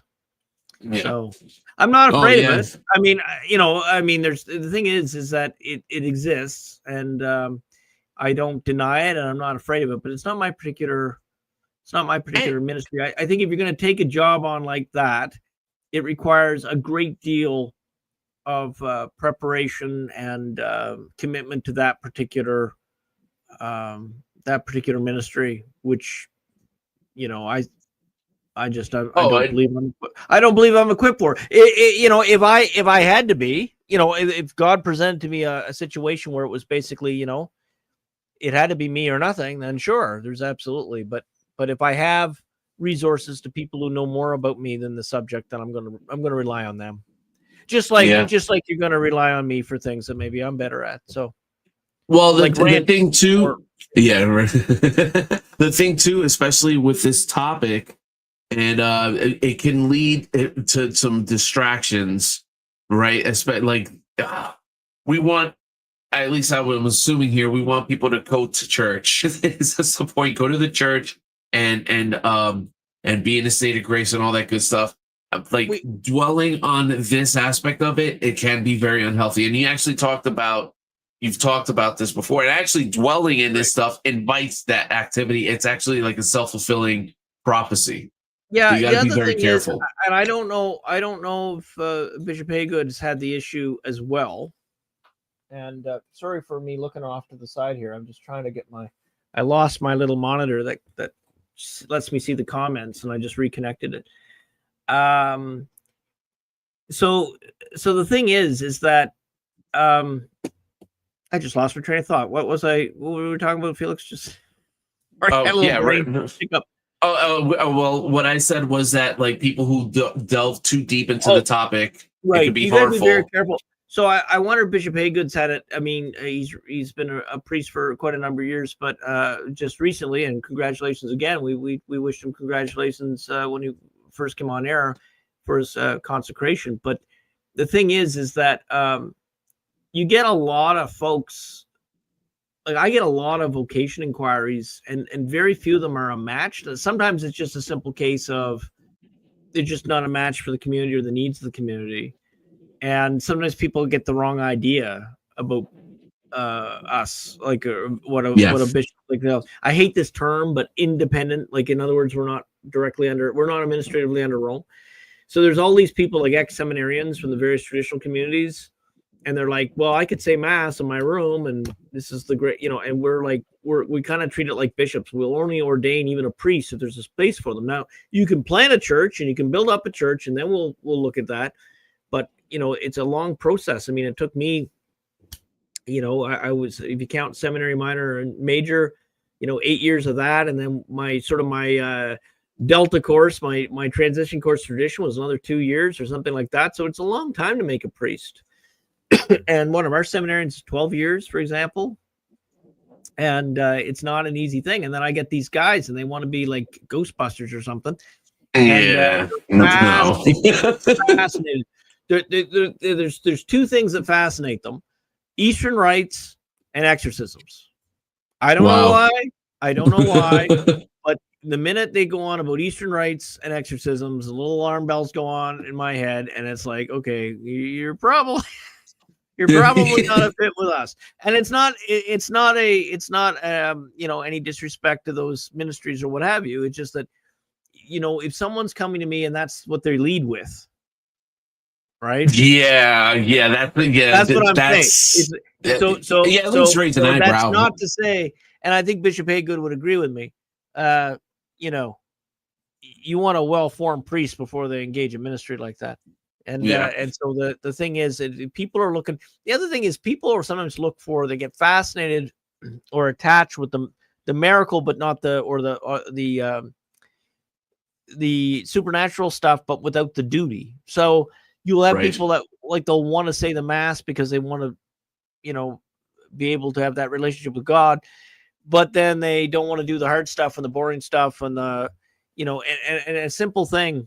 Here I am giving all the cheat notes away for applying, but I had people very well educated, very professional, hardworking people that obviously had self-discipline, or they wouldn't attain the role they did in their secular life, and they won't do the work. They won't even do the proper work for the application, which we need to know a lot of things. We need to know where people stand theologically in their biography and their thoughts on all kinds of stuff, and that means a lot of writing, and they don't want to do the work. So, and then I have other folks that I owe some good people some emails back, but are trying to fit square peg in a round hole sometimes, because again, every community has its bandwidth or its resources or its charism or its ministry, and so rabbit hole there. Absolutely. So Bishop says, suffice it to say, it's caused a few people some problems, to say the least. And I believe he's talking about people trying to take those types of matters in their own hands. Yeah. See, I think a lot of people get confused too. Like, if they don't realize that, whatever was going on with Malachi, he wasn't a regular person. Like, we can all agree. We can all agree on that, for good or for ill. Indiana Jones and the Ghostbuster. He's a bit of a. Yeah, I mean, he's a bit of a character. There's been a couple of these characters in church history, but and in both East and West. So read about his accomplishments, and you'll just feel so insignificant in this world. Like the stuff that he's done. I'm like, oh Lord. Well, I was saying this about something else. I was wondering, I used to say, oh, I wonder what, when I get to heaven, I'm going to ask our Lord this, or I hope I know that, or whatever. And then I realized, we get to heaven, we're not going to care about any of this stuff down here. A lot of it. I don't think so. Yeah. Right, I mean, as far as like, it was, I don't know, what's an Area 51? Who's going to care in heaven? Who's going to care? Yeah, really? Definitely. Area what? That's where we're going to be at. So Bishop had another comment here, and I guess maybe we can wrap up on it. If people, Bishop Hagen says, if people go looking to work in deliverance ministry, are not fit to be exorcists. Deliverance ministry finds you. You don't go looking for it. Yeah, I think that's sound advice. That's sound advice, and it's just one of those things that it's you got to be careful what you wish for. I would say, it's like at least for me, if I ever see anything like that, the only thing that I can do is pray the Hail Mary, pray the Our Father. But whip out the rosary. I would add if you guys got any funny business going on at home, take some holy water, pray this prayer of St. Michael. 90% of that stuff, it'll go away with it. 90%. But if it's a case where someone passed away and you just find, like, we had a case. Here I am on another rabbit hole. We did it. It's funny. I forgot all about it. We had a case where this book would always, like, it would be found in the middle of a desk. And I was like, who is moving this book? It was irritating me because, first of all, it was an office that not everybody was supposed to be in. And I just figured someone was playing a game with my, trying to tease me.